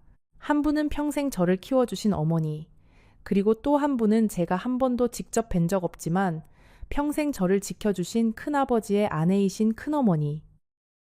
그 한마디에 저는 또 한참을 울었답니다. 저는 그날 식장 한쪽에서 우리 며느리와 큰딸도 만났어요. 두 사람 다 그 자리에 함께 해주었답니다. 우리 며느리가 미경 씨에게 정중히 인사를 드리는 모습을 보면서 저는 마음이 어찌나 따뜻해지던지요. 처음에는 그 빚 때문에 마음이 복잡했던 우리 며느리가 이제는 미경 씨를 진짜 가족처럼 대해주고 있더군요. 가족이라는 게 그런 거인 것 같아요. 처음에는 낯설어도 어느새 마음이 자연스럽게 향해가는 그런 사이요. 저는 이제 가끔 진우 씨 부부와 미경 씨를 우리 집으로 초대한답니다. 그러면 진우 씨 새색 씨가 손수 만든 떡을 들고 오시곤 해요. 미경 씨도 자기 가게에서 만든 반찬을 한 보따리 가져오시고요. 우리 며느리와 큰딸도 시간이 되면 함께 자리해 준답니다. 그 작은 한옥집 마당에 사람들이 모여 앉으면 한때 비어있던 그 자리가 다시 살아나는 느낌이 들어요. 우리 그이가 분명히 어딘가에서 환하게 웃으면서 그 모습을 보고 계실 거예요. 여러분 살다 보면 가끔은 알지 못하는 게 더 행복할 때도 있을지 모릅니다. 하지만 또 어떤 때는 알게 됨으로써 비로소 그 사람을 완전히 사랑할 수 있게 되기도 한답니다. 저는 그이가 떠나신 뒤에야 비로소 그이를 평생 그 어느 때보다도 깊이 사랑하게 되었어요. 그 사람이 살아계셨을 때 함께 짊어졌더라면 더 좋았을 그 짐을 떠나신 뒤에라도 함께 짊어질 수 있어서 오히려 다행이라고 생각한답니다. 비밀이라는 것은 참 묘한 것이에요. 그것은 한 사람의 인생을 무겁게 짓누르기도 하지만 동시에 그 사람의 가장 소중한 마음을 지켜주기도 한답니다. 우리 그이의 그 비밀은 어찌 보면 그 사람의 가장 큰 사랑의 표현이었을지도 모릅니다. 형을 잃은 슬픔을 평생 가슴에 묻고 살았던 그 사람이 자신이 할 수 있는 유일한 방법으로 그 슬픔을 견뎌낸 것이었을지도요. 이 이야기를 들으시는 여러분 중에도 어쩌면 평생을 함께 살았지만 서로의 모든 것을 다 알지 못한 채 살아가시는 분들이 계실 거예요. 그리고 그것이 꼭 나쁜 것만은 아니랍니다. 어떤 비밀들은 사랑의 또 다른 모습이기도 하니까요. 다만 한 가지, 사랑하는 사람이 곁에 있을 때 그 사람의 손을 자주 잡아드리고 자주 눈을 마주쳐 주세요. 그 사람이 무엇을 짊어지고 있든, 무엇을 감추고 있든, 그 사람을 있는 그대로 사랑하고 있다는 것을 자주 표현해 주세요. 우리 그이가 떠나신 뒤로 저는 매일 아침 안방 책상 위 그 안경을 닦아 놓습니다. 그리고 그 옆에 보리차 한 잔을 올려둔답니다. 그 사람이 좋아하시던 진하지도 연하지도 않은 그 보리차를요. 그리고 마음속으로 작게 말씀드려요. 여보, 오늘도 평안하세요. 거기서는 형님과 함께 잘 지내고 계시지요. 저도 곧 가서 만나 뵐 테니까. 그때까지는 거기서도 누구든 도와주고 계시면 되겠어요. 그 사람은 분명히 그러고 계실 거예요. 오늘 이 이야기를 마치면서 여러분께 한 가지 부탁을 드리고 싶답니다. 혹시 오늘 곁에 누군가가 있으시다면 잠시 그 사람의 얼굴을 바라봐 주세요. 그리고 그 사람이 어떤 마음을 품고 살아가고 있을지 잠시 헤아려 봐주세요. 우리는 모두 누군가에게는 비밀을 품고 사는 사람들이기도 하고 또 누군가의 비밀을 모르고 사는 사람들이기도 하답니다. 그것이 인생이라는 거 아닐까 싶어요. 이 이야기가 여러분의 가슴에 작게나마 닿았다면 그것으로 저는 감사하답니다. 살아온 시간이 길어질수록 사랑하는 방법이 점점 더 어려워지는 것 같아요. 하지만 또 한편으로는 살아온 시간이 길어진 만큼 사랑이 더 깊어지기도 하는 것 같답니다. 오늘 이 이야기가 여러분을 단 한순간이라도 감동시켰다면 지금 화면에 나오는 영상을 꼭 시청해 보세요. 그곳에는 오늘의 이야기보다 여러분의 마음을 더욱 깊이 울릴 또 다른 이야기가 기다리고 있습니다. 일단 보기 시작하면 끝까지 자리에서 일어나지 못할 거예요. 이혼만 하면, 그 사람 하나만 내 인생에서 사라지면 나는 비로소 행복해질 줄 알았습니다. 40년을 이를 악물고 참아낸 끝에 내린 결정이었으니 그땐 정말 그렇게 믿었지요. 도장 하나만 찍으면 내 인생의 모든 그늘이 걷히고 늦었지만 이제라도 나만의 봄이 올 거라고요. 제 나이 올해 80입니다. 이렇게 다 늙은 할머니가 무슨 사랑 타령이냐 하시겠지만 오늘 들려드릴 이야기는 사랑 이야기가 아닙니다. 후회에 관한 이야기지요. 한 사람이 평생을 미워하다가 그 미움이 사실은 무엇이었는지 너무 늦게 깨달아 버린 그런 이야기입니다. 이혼 서류에 도장을 찍던 날, 저는 법원 계단을 내려오면서 속으로 웃었습니다. 드디어 자유다. 이제 누구 밥상 차릴 일도, 누구 눈치 볼 일도 없다. 그렇게 가벼운 마음으로 새 셋방으로 짐을 옮겼지요. 그런데 그 도장을 찍고 꼭 10달 뒤, 저는 제 두 발로 그 미워하던 사람을 다시 찾아갔습니다. 왜였을까요? 그렇게 벗어나고 싶어 하던 사람을 무엇이 그렇게 다급해서 다시 찾아가게 만들었을까요? 그리고 그 집 낡은 대문을 밀고 들어섰을 때 제 앞에 기다리고 있던 것은 제가 상상하던 그 어떤 장면도 아니었습니다. 그날 이후 제 인생은 완전히 달라졌습니다. 잠깐만요. 아직 가시면 안 돼요. 지금부터 지난 10개월 동안 제가 걸어온 길과 그 문을 열었을 때 저를 기다리고 있던 일들을 빠짐없이 자세히 말씀드리겠습니다. 혼자 있는 게 더 낫겠다고 생각해 본 적이 있으신가요? 댓글로 알려주세요. 여러분이 어떤 기분인지 정말 궁금하네요. 제가 그 사람 영호 씨를 처음 만난 건 21살 봄이었습니다. 중매로 만났지요. 그 시절엔 다 그랬으니까요. 두 번 만나고 어른들끼리 나를 잡았고 저는 그렇게 한 번도 제대로 좋아해 본 적 없는 남자의 아내가 되었습니다. 룹, 룹, 룹, 룹. 그 사람은 말수가 적었습니다. 무뚝뚝하다는 말로는 다 못할 만큼 속을 도무지 보여주지 않는 사람이었어요. 신혼 첫날 밤에 그 사람이 제게 한 말이 뭔지 아세요? 밥은 제때 차려라. 그게 다였습니다. 저는 그 한마디를 40년 동안 잊지 못했습니다.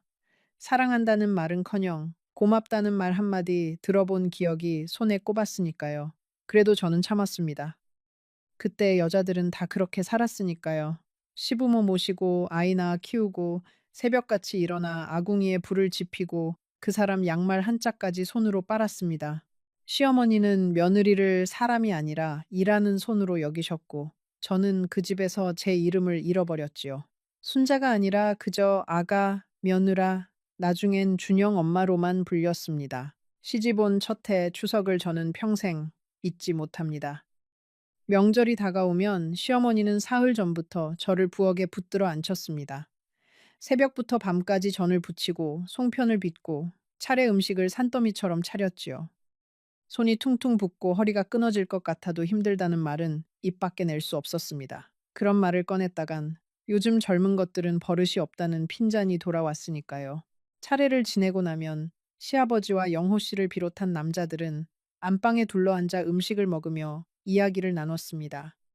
그동안 저는 부엌 한 구석에 쪼그려 앉아 식어 빠진 나물 한 접시로 끼니를 때웠습니다. 그게 당연한 줄 알았어요. 단 한 번이라도 영호 씨가 당신도 이리 와서 같이 먹자고 했더라면 저는 그 한마디에 그동안의 모든 고단함을 잊었을 겁니다. 그러나 그 사람은 단 한 번도 그러지 않았습니다. 시어머니는 유난히 엄한 분이셨습니다. 제가 행주를 빨아 너는 방식까지 일일이 트집을 잡으셨고 장을 담그다 조금만 짜도 친정에서 뭘 배웠냐며 제 친정 부모님까지 들먹이셨습니다. 그럴 때마다 저는 영호 씨가 한마디라도 거들어 주기를 바랐지만 그 사람은 늘 못 들은 척 신문만 넘겼습니다. 남편이라는 사람이 제 편이 아니라는 사실이 무엇보다도 시리게 아팠습니다. 그래도 저에게도 작은 꿈이 하나 있었습니다. 결혼 전에 잠깐 채바느질을 배운 적이 있어서 언젠가 작은 옷 수선집이라도 차리고 싶었지요. 제 손으로 번 돈으로 새 신발 한 켤레 사 신어보는 게 제 평생의 소원이었습니다. 큰맘 먹고 그 이야기를 꺼냈더니 영호 씨는 단칼에 잘랐습니다. 여자가 무슨 장사냐, 집안 살림이나 잘해. 그 한마디에 제 작은 꿈은 싹도 틔워보지 못하고 시들었습니다. 그 시절 제 유일한 숨구멍은 옆집 영자였습니다. 저와 비슷한 시기에 시집 온 영자는 빨래터에서 만나면 서로의 멍든 마음을 털어놓는 사이였지요. 순자야, 우리는 왜 이렇게 사는 걸까? 영자가 그렇게 물으면 저는 대답 대신 그저 함께 한숨을 쉬었습니다. 그때 우리는 참 어렸고 우리에게 다른 삶이 가능하다는 걸 아무도 가르쳐 주지 않았습니다. 영호 씨가 매정하기만 한 사람이었느냐고 묻는다면 그건 또 아닙니다. 제가 첫 아이를 가져 입덧이 심하던 때 한겨울 새벽에 그 사람이 어디선가 귤을 한 봉지 구해다 머리맡에 놓고 간 적이 있었습니다. 아무 말도 없이요. 저는 그게 그 사람 마음인 줄도 모르고 말이라도 좀 다정하게 하지 하고 속으로 원망만 했습니다. 그때는 그 귤 한 봉지가 그 사람이 할 수 있는 최선의 사랑 표현이었다는 걸 정말 몰랐습니다. 세월은 그렇게 흘렀습니다. 시부모님 두 분을 차례로 모시고 보내드리는 동안 저는 한 번도 제 인생을 돌아볼 틈이 없었습니다.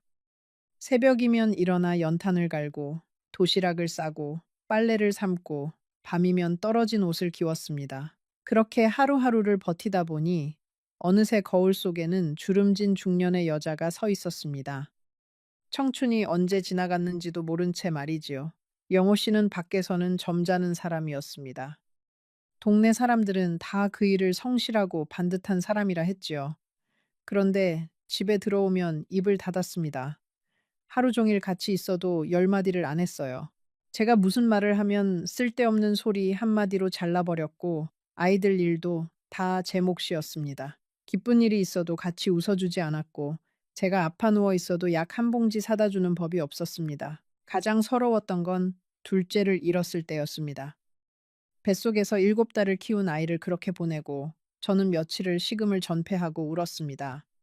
그때 그 사람은 제 등을 한번 쓸어주기는커녕 산 사람은 살아야지 그 말만 던지고 일하러 나갔습니다. 저는 그날 이 사람과는 마음을 나눌 수 없겠구나 하고 마음의 문을 닫았던 것 같습니다. 그 무렵 우리 살림은 늘 빠듯했습니다. 영호 씨 혼자 벌어 네 식구가 사는 게 쉬운 일이 아니었지요. 저는 남의 집 영바느질을 몰래 받아다 밤마다 미싱을 돌렸습니다. 그 돈을 차곡차곡 모아 준영이 학원비를 대고 미경이 교복을 맞췄습니다. 영호 씨는 제가 그렇게 한다는 걸 알면서도 모르는 척 했습니다. 고맙다는 말도 미안하다는 말도 없었지요. 다만 월급날이면 봉투에서 제 몫이라며 얼마간을 따로 떼어 말없이 밥상 위에 올려놓곤 했습니다. 아이들은 아버지를 어려워했습니다. 준영이는 아버지 앞에서는 말 한마디 제대로 못했고 미경이는 아예 아버지를 피해 다녔습니다. 영호 씨는 자식들에게도 무뚝뚝하기는 매한가지였으니까요. 그런데 아이들이 잠든 깊은 밤이면 그 사람이 슬그머니 아이들 방에 들어가 이불을 다시 덮어주고 나오는 걸 저는 여러 번 보았습니다.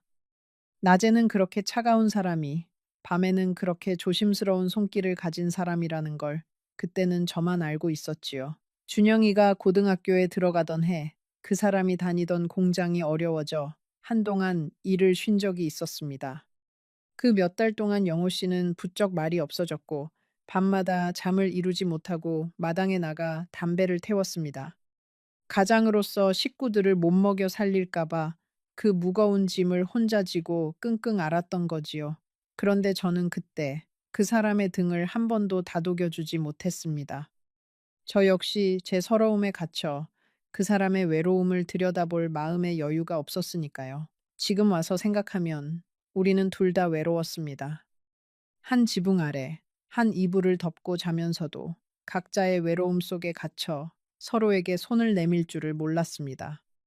저는 그 사람이 차가워서 외로웠고 그 사람은 저에게 다가가는 법을 몰라서 외로웠습니다. 그 긴 세월 동안 우리 사이에는 보이지 않는 두꺼운 벽이 점점 더 높아져만 갔습니다. 그 벽을 허물 기회가 아주 없었던 건 아닙니다. 결혼 25주년이 되던 해 미경이가 큰맘 먹고 우리 부부에게 온천 여행을 보내준 적이 있었지요. 단둘이 떠난 그 여행에서 저는 내심 기대했습니다. 어쩌면 이 사람이 이번만큼은 다정한 말 한마디 해주지 않을까 하고요. 그런데 그 사람은 온천에 가서도 말없이 텔레비전 뉴스만 들여다보았고 저는 또 한 번 마음을 닫았습니다. 돌아오는 기차 안에서 저는 창밖만 바라보며 울었습니다. 지금 와서 그날을 떠올리면 그 사람도 그 침묵 속에서 무슨 말을 꺼내야 할지 몰라 헤매고 있었을지도 모릅니다. 40년을 함께 살았어도 저는 그 사람의 침묵을 읽어내지 못했고 그 사람은 제 마음을 풀어줄 말을 끝내 찾아내지 못했습니다. 그게 우리의 결혼이었습니다. 그렇게 세월이 흘러 준영이와 미경이가 자랐습니다. 아이들이 크는 재미로 저는 견뎠지요.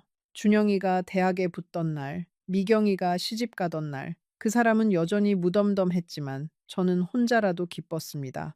아이들만큼은 나처럼 메마른 결혼을 하지 않기를 속으로 얼마나 빌었는지 모릅니다. 문제는 그 사람이 정년퇴직을 하고 난 다음이었습니다. 평생 일터에 매여 있던 사람이 하루 종일 집에 있으니 그 무뚝뚝함이 갈 곳을 잃고 온통 제게로 쏟아졌습니다. 아침, 점심, 저녁 세 끼를 꼬박 차려야 했고 국이 식었다, 반찬이 짜다, 간섭이 늘었습니다.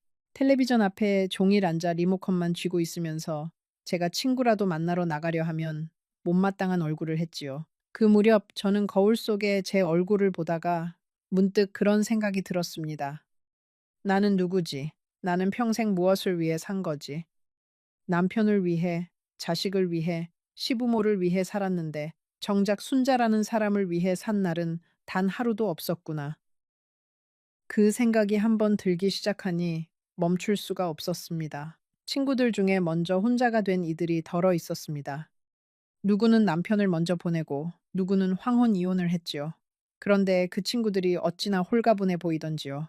여행도 다니고 노래 교실도 다니고 얼굴에 화색이 돌았습니다. 저는 그 모습이 그렇게 부러울 수가 없었습니다. 나도 저렇게 살 수 있지 않을까. 늦었지만 지금이라도 결심을 굳힌 건 어느 겨울 저녁이었습니다.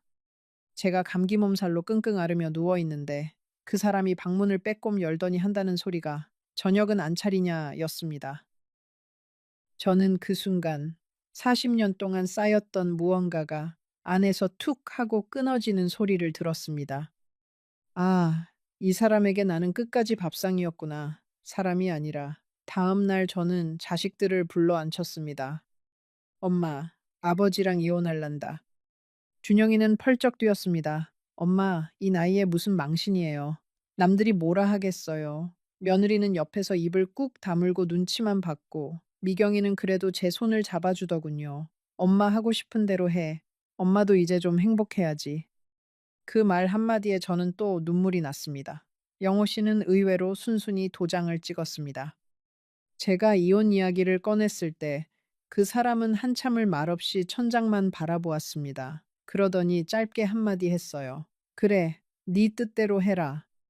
저는 그 말이 그 사람이 평생 제게 했던 무관심의 마지막 증거라고 생각했습니다. 끝까지 붙잡지도 않는구나. 끝까지 나를 이렇게 쉽게 놓아버리는구나 하고요.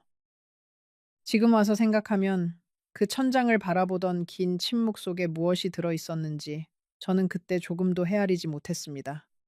사람은 자기가 보고 싶은 것만 보는 법이니까요. 이혼 도장을 찍기까지의 그 몇 주 동안 그 사람은 평소와 조금도 다르지 않은 듯 보였습니다.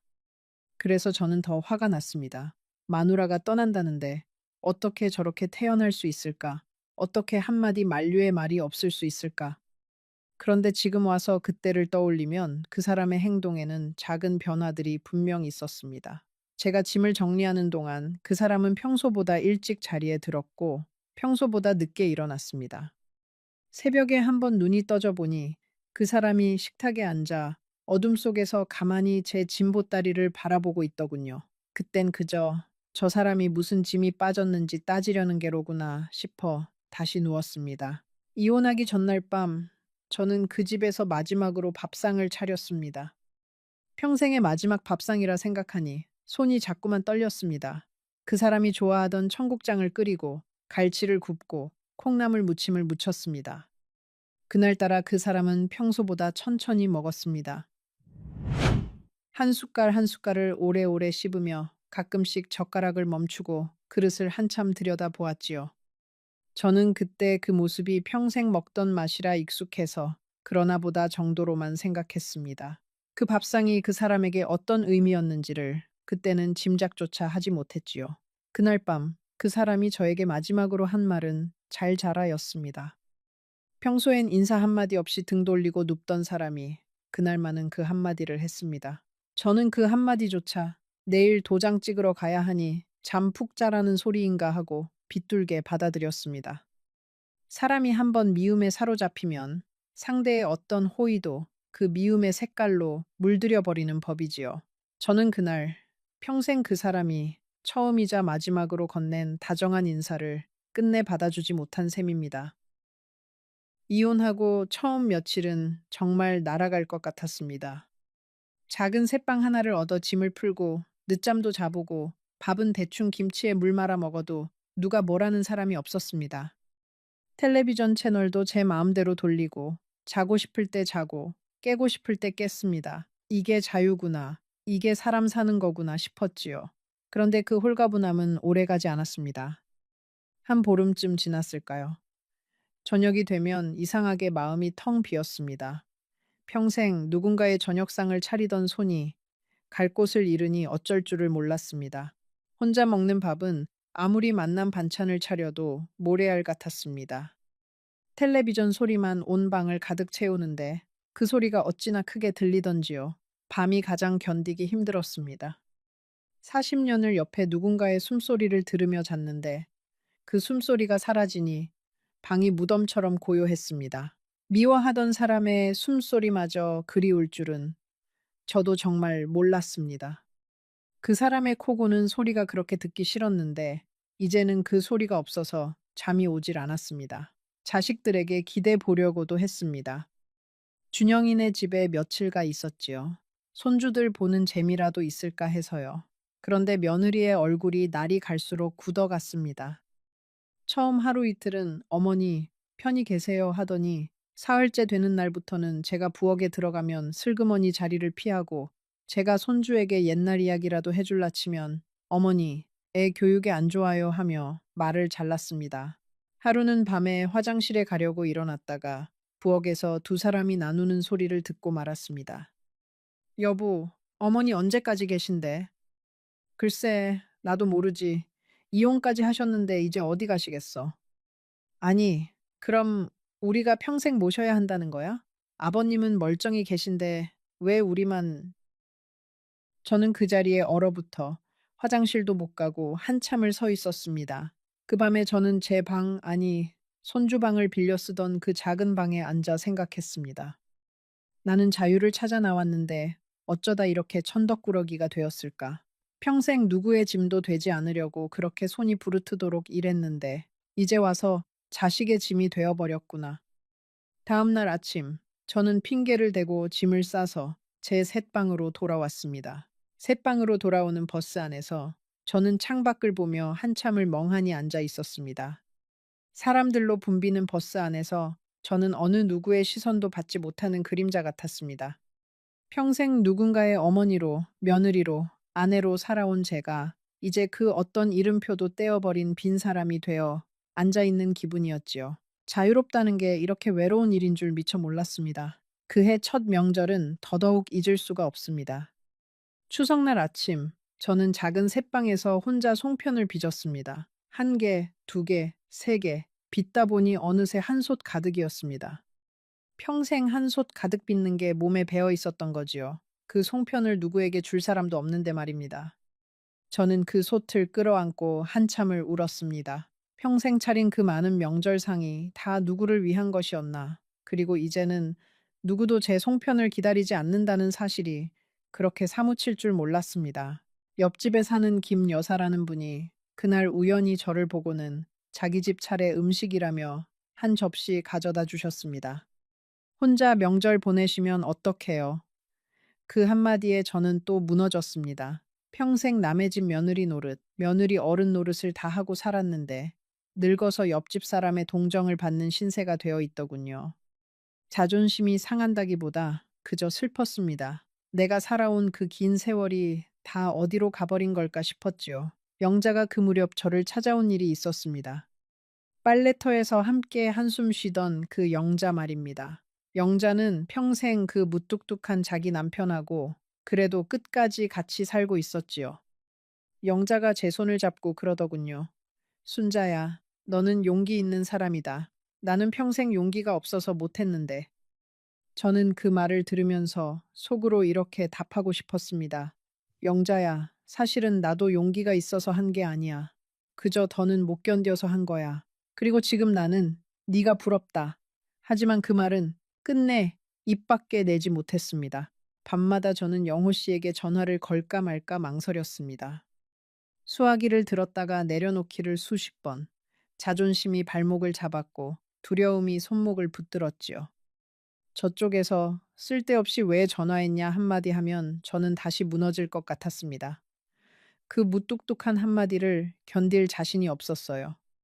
그렇게 수화기를 든 채 한참을 서 있다가 결국 다시 내려놓곤 했습니다. 한 번은 시장에 갔다가 그 사람이 평생 좋아하던 청국장 재료를 보고 멈춰 섰습니다. 저도 모르게 손이 갔지요. 두 봉지를 사들고 새방에 돌아와 평생 끓이던 손길로 청국장을 끓였습니다. 보글보글 끓는 그 냄새가 좁은 방을 가득 채우는데 갑자기 가슴이 미어졌습니다. 이 청국장을 누구에게 떠다 주나. 저는 그 청국장을 그릇에 떠다 식탁 위에 두 그릇을 놓았습니다. 한 그릇은 제 앞에, 한 그릇은 빈 의자 앞에. 그러고는 한 숟갈도 뜨지 못한 채 그 빈 그릇을 마주보고 있었습니다. 겨울이 다가오면서 저는 작은 일들에 더 자주 무너졌습니다. 보일러가 고장나도 누구한테 전화해야 할지 막막했고 형광등 하나 갈아 끼우는 것도 사다리에 올라가다 다리가 후들거렸습니다.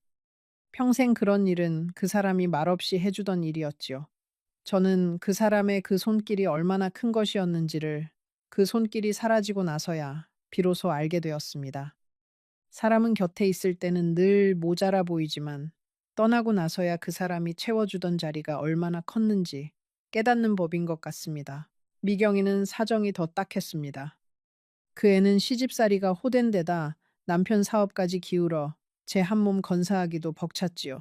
그런 딸에게 차마 외롭다는 말을, 힘들다는 말을 할 수가 없었습니다. 전화를 걸어도 엄마, 나 지금 바빠. 이따 할게. 하면 그 이따는 좀처럼 오지 않았습니다. 저는 수화기를 내려놓고 한참을 멍하니 앉아 있곤 했습니다. 그렇게 봄이 가고 여름이 갔습니다. 저는 혼자였습니다. 자유로웠지만 그 자유는 제가 꿈꾸던 자유가 아니었습니다. 노래교실에 한번 나가봤지만 짝지어 다니는 사람들 틈에서 저는 자꾸만 겉돌았습니다. 친구들과 어울려도 집에 돌아오는 길은 늘 혼자였고 그 길이 그렇게 멀게 느껴질 수가 없었습니다. 가을이 오자 몸이 자주 아팠습니다. 혈압약을 타러 가는 길도 혼자, 병원 대기실에 앉아 제 이름이 불리기를 기다리는 것도 혼자였습니다. 다른 노인들은 다 자식이나 배우자가 곁에 앉아 있는데 저만 빈 의자 옆에 덩그러니 앉아 있었습니다.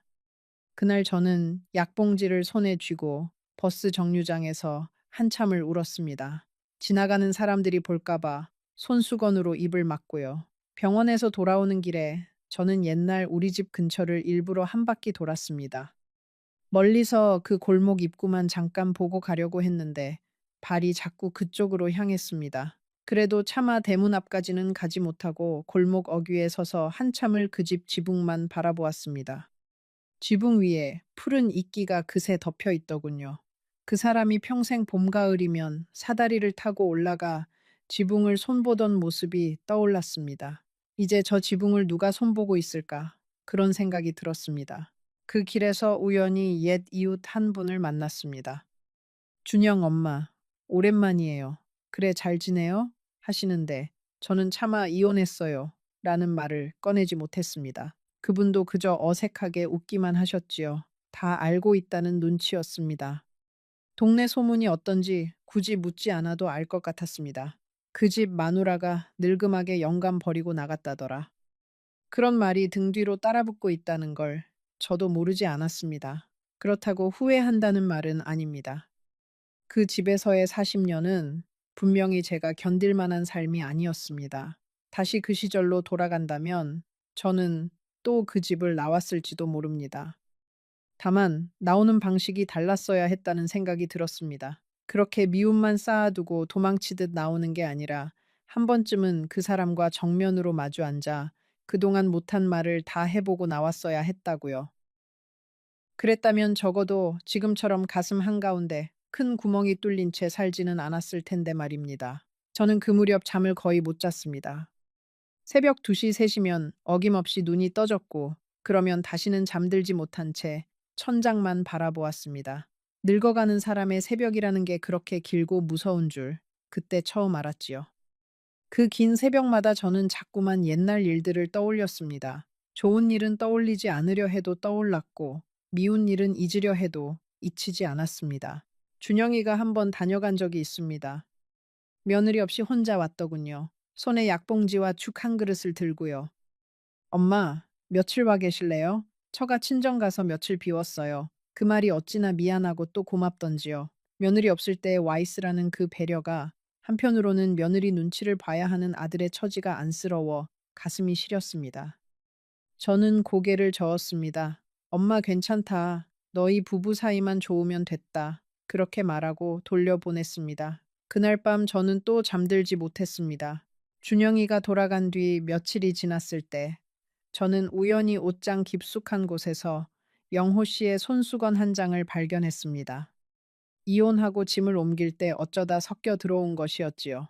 누렇게 변색된 그 손수건을 손에 쥐자 그 사람의 냄새가 희미하게 났습니다. 담배 냄새와 빨래 비누 냄새가 섞인 그 익숙한 냄새.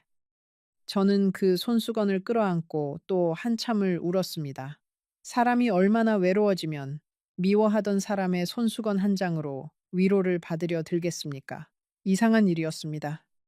그렇게 외로워질수록 자꾸만 영호 씨가 떠올랐습니다.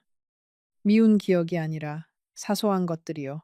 제가 김치를 담그면 가장 먼저 손가락으로 집어 먹어보던 모습, 비 오는 날 우산도 없이 나간 저를 정류장까지 마중 나와 말없이 우산만 내밀던 모습, 제가 아끼던 화분이 시들면 슬그머니 물을 주던 그 무뚝뚝한 손길, 그런 것들이 하나둘 떠오르기 시작했습니다. 내가 그 사람을 정말 미워하기만 했던가? 아니면 미움이라는 이름으로 사실은 그저 기대고 싶었던 마음을 가려둔 것은 아니었을까? 그런 생각이 들 때마다 저는 고개를 세차게 저었습니다. 아니야, 그 사람은 나를 사람 취급도 안 했어. 잘 헤어진 거야. 그렇게 스스로를 다독였지요. 그런데 마음이라는 게 참 우습습니다.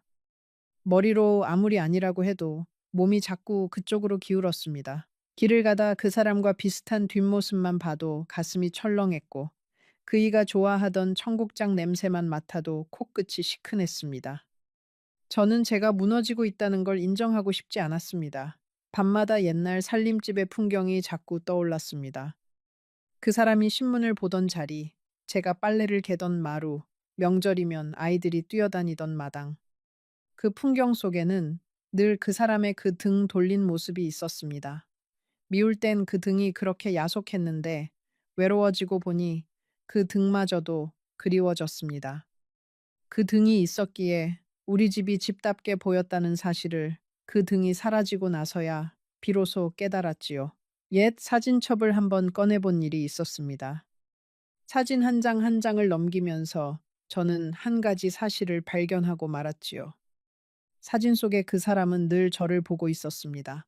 가족이 함께 찍은 사진에서도 그 사람은 카메라가 아니라 제 쪽을 보고 있었습니다. 평생 무뚝뚝하다고만 생각했던 그 얼굴이 사진 속에서는 늘 저를 향해 있었던 겁니다. 그것도 사진을 찍는 그 짧은 순간만큼은 카메라보다 저를 먼저 본 사람이었지요. 저는 그날 그 사진첩을 무릎 위에 올려놓고 한참을 멍하니 앉아 있었습니다. 가을이 깊어가던 어느 날 동네 노인정에서 단풍 구경을 간 적이 있었습니다. 다들 배우자와 함께 짝지어 가시는 분들이 많았는데 저만 혼자 버스 끝자리에 앉아 있었습니다. 옆자리의 빈자리가 그날따라 어찌나 크게 느껴지던지요. 단풍이 아무리 곱고 햇살이 아무리 따뜻해도 옆에 함께 보아줄 사람이 없으니 그 풍경이 다 색을 잃은 것 같았습니다. 그날 저는 단풍을 보지 않고 사람들 사이에 빈 의자만 자꾸 바라보고 왔습니다. 집에 돌아온 그 밤, 저는 잠을 자다 식은땀에 흠뻑 젖어 깨어났습니다. 꿈에 그 사람이 나왔습니다. 평소처럼 마루에 앉아 신문을 보고 있는데 제가 다가가서 무어라 말을 걸어도 그 사람이 고개를 들지 않더군요. 제가 자꾸자꾸 부르는데 그 사람은 점점 멀어져 갔습니다. 손을 뻗어도 닿지 않았어요. 그 꿈에서 깨어났을 때 저는 직감했습니다. 더 늦기 전에 가야 한다. 한 번이라도 마주 앉아 이야기해야 한다. 무슨 말을 해야 할지 몰라도 그저 그 얼굴이라도 한 번 봐야 한다. 10달째 되던 어느 날이었습니다. 그날따라 몸살이 심하게 와서 꼼짝없이 누워 있었습니다. 물 한 모금 떠다 줄 사람이 없어 목이 타들어가는데도 일어날 힘이 없었습니다. 천장을 보고 누워 있는데 40년 전 그 사람이 천장을 바라보던 모습이, 그리고 둘째를 잃고 제가 누워 있던 그 방의 천장이 겹쳐 떠올랐습니다. 그 순간 저는 알아버렸습니다. 아, 나는 그 사람이 보고 싶구나. 미워서가 아니라 외로워서. 평생 옆에 있던 사람의 빈자리가 이렇게 클 줄 몰랐구나. 저는 그 길로 자리를 털고 일어났습니다. 떨리는 손으로 머리를 빗고 제일 깨끗한 옷을 꺼내 입었습니다. 무슨 말을 할지도 정하지 못한 채 저는 그 사람을 찾아 길을 나섰습니다. 여기서 잠깐 한 가지만 말씀드리고 싶습니다. 지금 이 이야기를 들으시면서 누군가 한 사람쯤 떠오르신 분이 분명 계실 겁니다. 미워했지만 사실은 그립던 사람, 자존심 때문에 차마 먼저 손 내밀지 못한 사람 말입니다. 조금만 더 들어보세요. 제가 그 집 대문을 열고 무엇을 보았는지 이제 곧 말씀드리겠습니다. 옛집으로 향하는 버스 안에서 저는 손에 든 작은 보따리를 계속 만지작거렸습니다. 보따리 안에는 그 사람이 좋아하던 청국장 한 통과 갈치 한 손, 그리고 새 양말 한 켤레가 들어 있었지요. 무얼 가져가야 할지 몰라 한참을 망설이다. 평생 그 사람이 제일 좋아하던 것들을 챙겼습니다. 마치 잠깐 친정에 갔다 돌아오는 새댁처럼요. 정말 우스운 일이지요. 40년을 살고 이혼까지 한 마누라가 친정 다녀온 새댁 흉내를 내고 있었으니까요. 버스 안에는 사람이 많지 않았습니다. 창밖으로 익숙한 거리들이 하나둘 지나갔습니다. 그 사람과 함께 다니던 시장, 우리 아이들이 다니던 학교, 명절이면 함께 갔던 작은 떡집. 그 모든 풍경이 저를 향해 묻고 있는 것 같았습니다. 왜 이제야 오는 거니? 왜 그때는 그렇게 미워했니? 왜 그렇게 멀리 갔다가 이제야 돌아오는 거니? 저는 그 물음들에 답할 자신이 없었습니다. 버스에서 내려 골목 입구에 섰을 때 저는 한참을 그 자리에 서 있었습니다. 다리가 떨어지지 않더군요. 한 발만 내디디면 그 사람을 만날 수 있는데 그 한 발이 어찌나 무겁던지요. 무어라 첫인사를 건넬지, 그 사람이 어떤 표정으로 저를 맞을지, 혹시 문을 안 열어주면 어떻게 할지 별별 생각이 다 들었습니다. 그래도 발길을 돌릴 수는 없었습니다. 여기까지 와서 그냥 돌아간다면 평생 후회할 것 같았으니까요.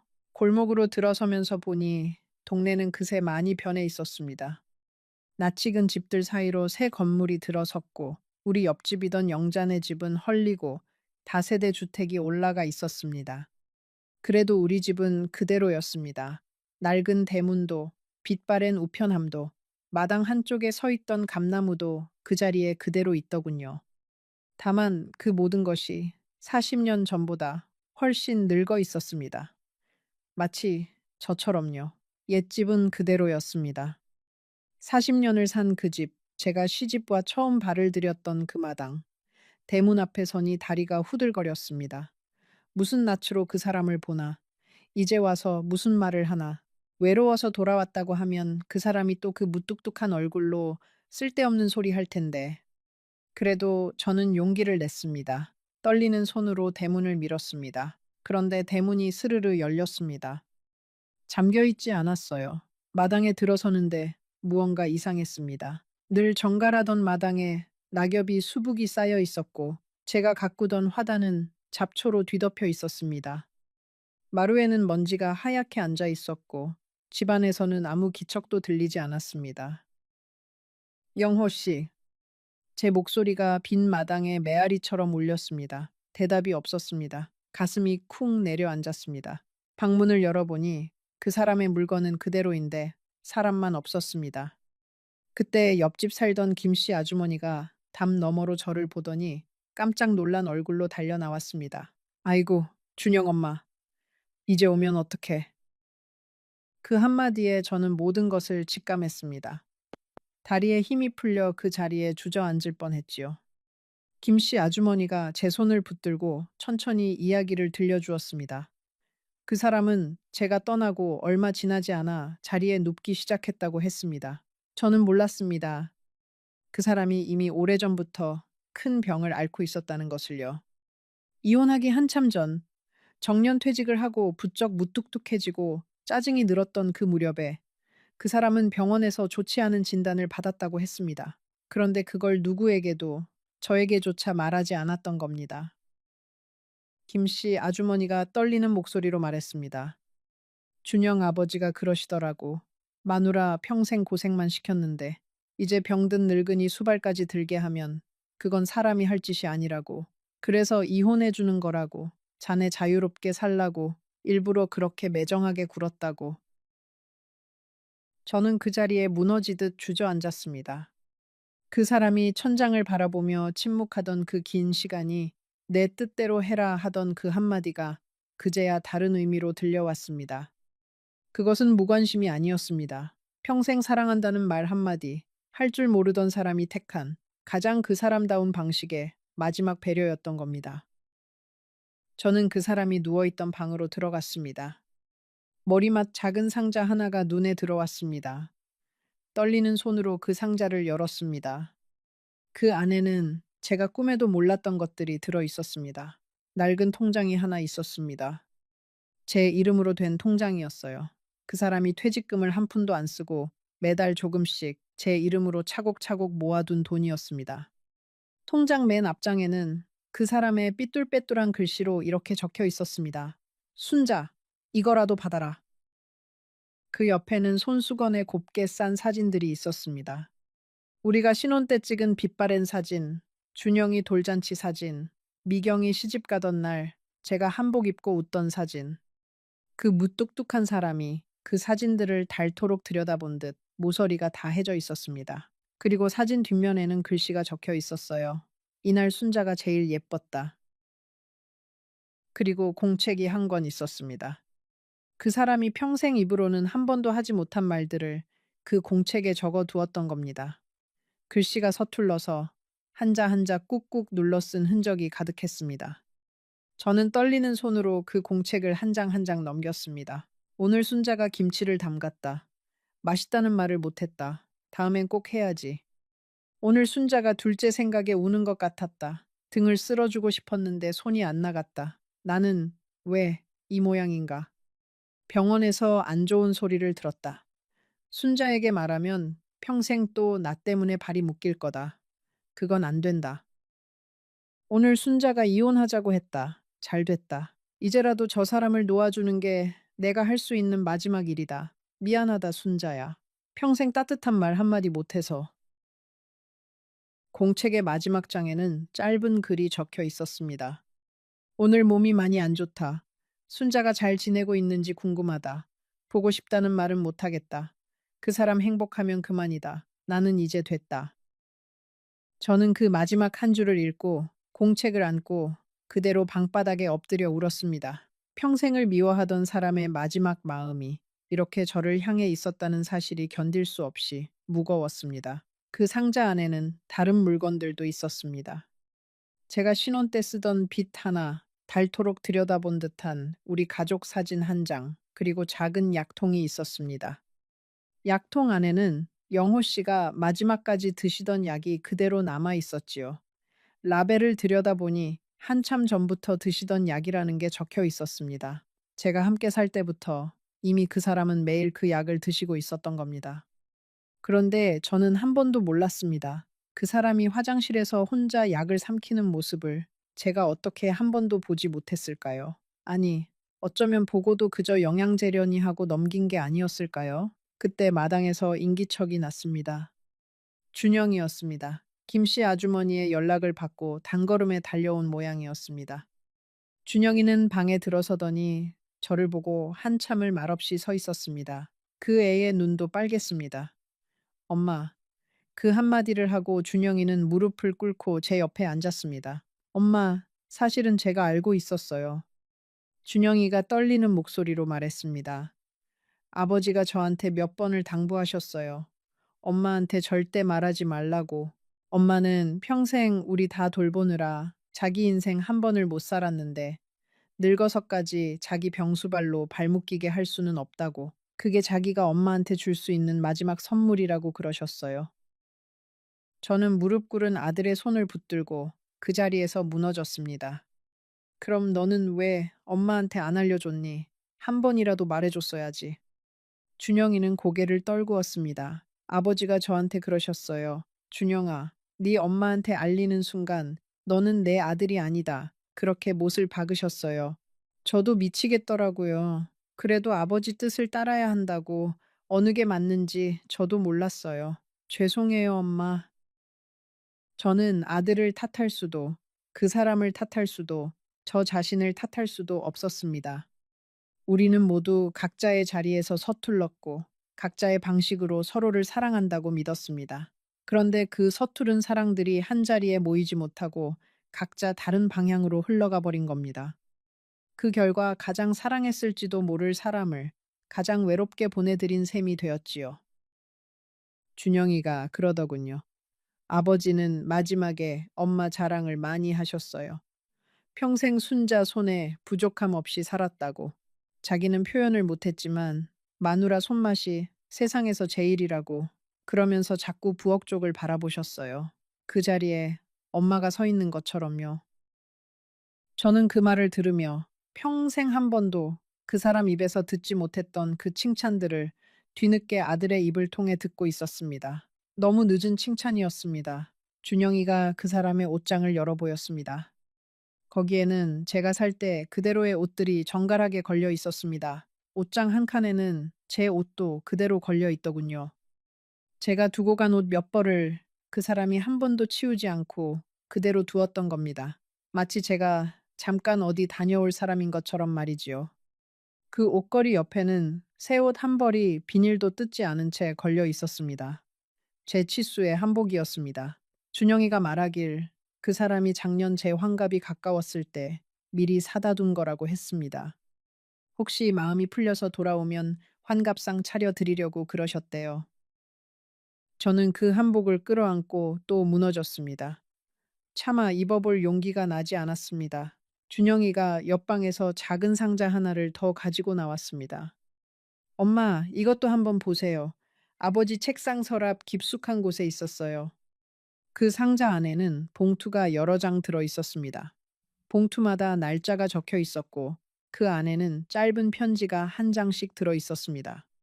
이혼한 다음 달부터 그 사람은 한 달에 한 통씩 저에게 편지를 쓰고 있었던 겁니다. 붙이지도 못한 편지를요. 첫 번째 편지에는 이렇게 적혀 있었습니다. 순자, 잘 지내는지, 새방은 따뜻한지, 보일러 잘 돌아가는지, 새 동네 사람들은 다정한지, 묻고 싶은 게 너무 많은데, 물을 자격이 없다. 그저 잘 지내라.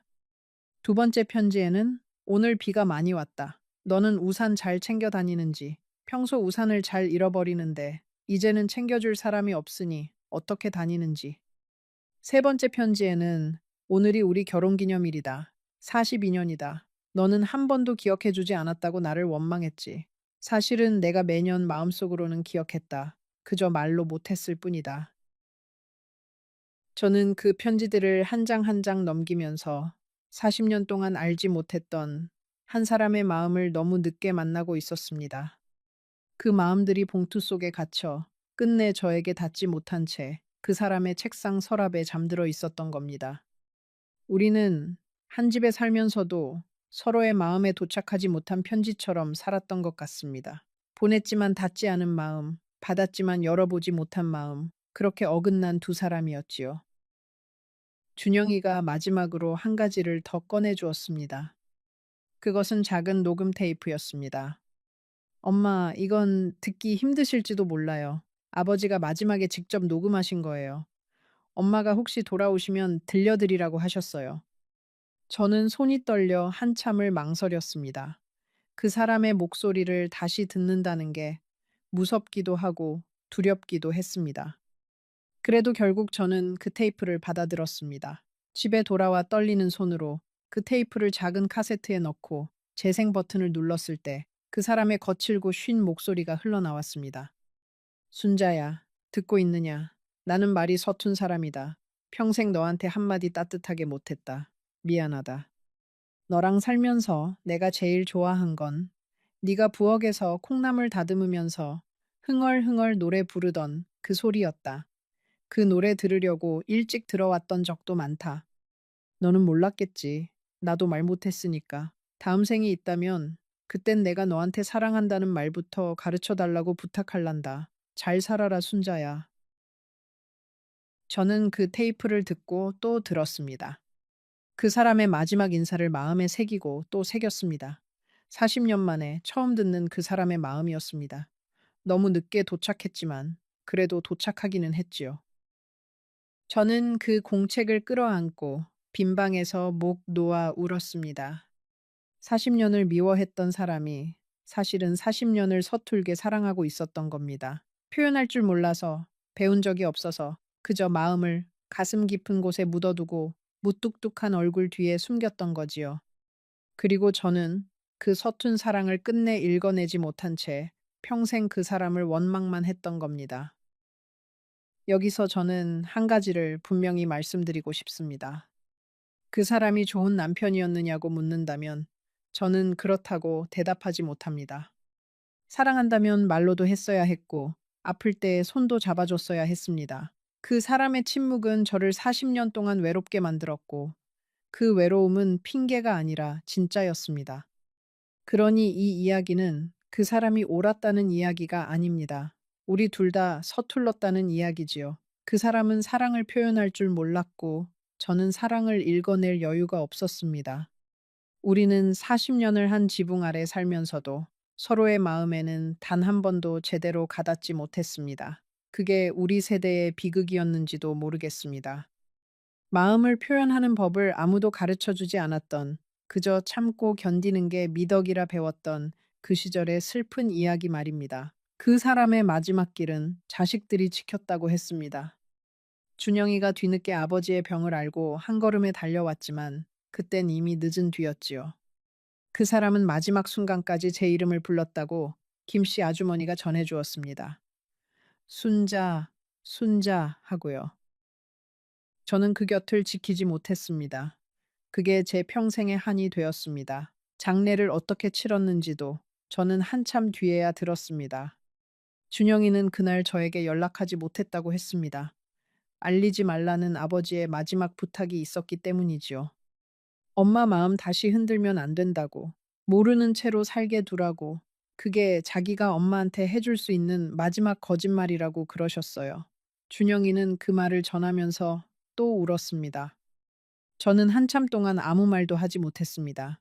그 사람은 가는 길까지 저를 자유롭게 두려고 거짓말을 부탁했던 겁니다. 살아서 한 거짓말은 한 번도 없던 사람이 죽기 직전에 처음으로 거짓말을 부탁했지요.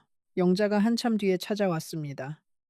영자도 어디서 소식을 들은 모양이었어요. 빈손으로 와 제 앞에 앉더니 한참을 말없이 제 손만 잡고 있었습니다. 순자야, 사람 마음이라는 게 참 알 수가 없다. 미운 게 아니더라. 미운 줄 알았는데 사실은 정인 거더라. 우리 영감도 가고 나서야 알았어. 그 자리가 비고 나서야 그 사람이 거기 있었다는 걸 알겠더라. 영자는 그 한마디를 하고 또 한참 제 손을 잡았다 갔습니다. 저는 그날 밤 영자가 했던 그 말을 곱씹으며 잠을 이루지 못했습니다. 장례식에도 가지 못한 저를 미경이가 나중에 그 사람이 잠든 곳으로 데려다 주었습니다. 저는 그 앞에 한참을 서 있었습니다. 무슨 말을 해야 할지 40년을 함께 살고도 끝내 할 말을 찾지 못했습니다. 그저 가져간 청국장 한 그릇을 가만히 내려놓았습니다. 그 사람이 그렇게 좋아하던, 제가 한 번도 따뜻한 마음으로 끓여준 적 없던 그 청국장을요. 그 자리에서 저는 처음으로 그 사람에게 사과를 했습니다. 영호 씨, 미안해요. 당신 마음 못 알아봐서 미안해요. 당신이 그렇게 아픈 줄도 모르고 짐만 싸들고 나가서 미안해요. 당신이 그렇게 부른 내 이름을 끝까지 못 들어줘서 미안해요. 평생 못한 말을 그 사람이 더는 들을 수 없게 된 그곳에 와서야 겨우 했습니다. 미경이가 옆에서 저를 부축하며 함께 울었습니다. 어머니가 아버지에게 사과하는 그 모습을 자식이 지켜보는 마음이 어떠했을지 저는 차마 미경이의 얼굴을 마주 볼 수가 없었습니다. 그날 이후로도 저는 한동안 일어서지 못했습니다. 밥도 제대로 넘기지 못했고 밤이면 그 사람의 녹음 테이프를 틀어놓고 잠이 들곤 했습니다. 그 거칠고 쉰 목소리를 자장가 삼아 잠드는 늙은이의 마음이 얼마나 가엾고 또 우스운지 모릅니다. 그러던 어느 날 미경이가 저를 찾아와 한마디 했습니다. 엄마, 아버지가 엄마를 그렇게 보내드린 건 엄마 인생 살라고 그러신 거잖아. 엄마가 이렇게 무너져 있으면 아버지가 거기서 더 마음 아프시지 않겠어? 그 말을 듣고 저는 정신이 번쩍 들었습니다. 그 사람이 마지막까지 지키려 했던 게 제 인생인데 제가 이렇게 무너지면 그 사람의 마지막 마음마저 헛것이 되는 셈이지요. 그날부터 저는 다시 천천히 일어서기 시작했습니다. 매일 아침 일어나면 가장 먼저 그 사람의 사진 앞에 앉아 안부를 묻는 게 제 일과가 되었습니다. 오늘 날씨가 참 좋아요. 영호 씨도 거기서 잘 지내요? 그렇게 혼잣말처럼 인사를 건넵니다. 대답이 돌아올 리 없는 그 사람에게 매일 말을 거는 늙은이가 우스워 보일지도 모르겠지만 저는 그렇게라도 그 사람과 못다한 이야기를 채워가고 있습니다. 평생 못한 대화를 늦었지만 이제라도 시작해보는 거지요. 집으로 돌아오는 길에 미경이가 제 손을 꼭 잡고 말했습니다. 엄마, 너무 자책하지 마. 아버지도 엄마가 행복하길 바랐을 거야. 저는 고개를 끄덕였지만 마음 한구석은 여전히 무너진 채였습니다. 자식의 위로가 아무리 따뜻해도 직접 건네지 못한 말 한마디의 무게는 그대로 남는 법이니까요. 그 사람을 보내드린 뒤로 저는 한동안 사람들 앞에 나가지 못했습니다. 동네 슈퍼에서 마주치는 이웃의 시선이 무거웠고 누가 안부를 물으면 무어라 답해야 할지 입이 떨어지지 않았습니다. 이혼한 마누라와 먼저 보낸 아내는 분명히 다른 자리인데 저는 그 두 자리 어느 쪽에도 온전히 속하지 못한 사람이 되어 있었지요. 동네 사람들도 저를 어떻게 대해야 할지 몰라 어색해했습니다. 위로를 건네는 사람도 있었고 못 본 척 지나가는 사람도 있었습니다. 저는 어느 쪽이든 견디기가 힘들었습니다. 준영이는 그 뒤로 자주 저를 찾아왔습니다. 며느리도 제 앞에서는 말을 아꼈지요. 시아버지를 보내드리고 시어머니가 그렇게 외로이 사는 모습을 보면서 그 애도 무언가 마음에 걸린 모양이었습니다. 한 번은 며느리가 김장철에 저희 집에 와서 같이 김치를 담갔습니다. 며느리의 손길이 전과는 사뭇 달라져 있더군요. 묻지 않아도 미안하다는 말이 그 손끝에 묻어났습니다. 저는 그저 모르는 척 같이 물을 채 썰고 양념을 버무렸습니다. 그날 우리 둘은 평생 처음으로 한마음으로 무언가를 했던 것 같습니다. 미경인의 사정도 그 무렵 조금씩 풀려갔습니다. 사위가 다시 일자리를 잡았고 손주 녀석이 학교에서 좋은 일도 생겼지요. 미경이는 자주 전화를 걸어 엄마, 우리 집에 와서 며칠 계시다가요 하더군요. 저는 가끔 미경이네 집에 가 며칠씩 있다 오곤 했습니다. 손주가 학교에서 받아쓰기를 100점 맞은 시험지를 들고 와 자랑하는 모습을 보면 그제야 잠시 웃을 수 있었습니다. 그래도 집에 돌아오면 다시 빈 방의 정막이 저를 기다리고 있었습니다. 그 정막은 시간이 흘러도 좀처럼 옅어지지 않았습니다. 그 통장의 돈은 저는 한 푼도 쓰지 못했습니다. 대신 그 돈으로 형편이 어려운 미경이네를 조용히 도왔고 남은 것으로는 그 사람과 저의 이름으로 작은 장학금을 만들었습니다. 가난해서 마음을 표현할 여유조차 없었던 우리 같은 사람들이 우리 자식 세대만큼은 사랑한다는 말을 아끼지 않고 살기를 바라는 마음에서요. 세월이 흘러 저는 이렇게 여든이 되었습니다. 그 사람을 떠나보낸 지도 어느덧 20년이 다 되어 갑니다. 그런데도 저는 여전히 비 오는 날이면 정류장에서 우산을 내밀던 그 손길을 떠올립니다. 그리고 그 공책에 꾹꾹 눌러 쓴 글씨를요. 제가 이 이야기를 이렇게 부끄러움을 무릅쓰고 들려드리는 이유는 단 하나입니다. 부디 여러분은 저처럼 늦지 마시라고요. 지금 곁에 있는 사람이 무뚝뚝하고 답답해도 어쩌면 그 침묵 속에 당신이 미처 읽지 못한 마음이 들어있을지도 모릅니다. 그리고 당신이 누군가에게 하고 싶은 말이 있다면 미루지 마세요. 사랑한다는 말도, 미안하다는 말도, 고맙다는 말도 오늘 하세요. 그 말을 건넬 수 있는 시간은 우리가 생각하는 것보다 훨씬 짧으니까요. 표현하지 못한 사랑은 사랑이 아니라 후회로 남습니다. 저는 그 후회를 20년째 안고 살고 있습니다. 부디 여러분의 마음에는 후회 대신 따뜻한 말 한마디가 남기를 바랍니다. 오늘 이 이야기가 당신의 마음을 조금이라도 흔들었다면 지금 화면에 보이는 영상을 꼭 이어서 보세요.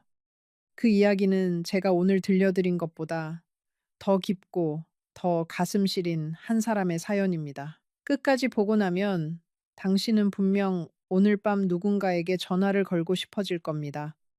그러니 그 영상을 지금 바로 만나보세요.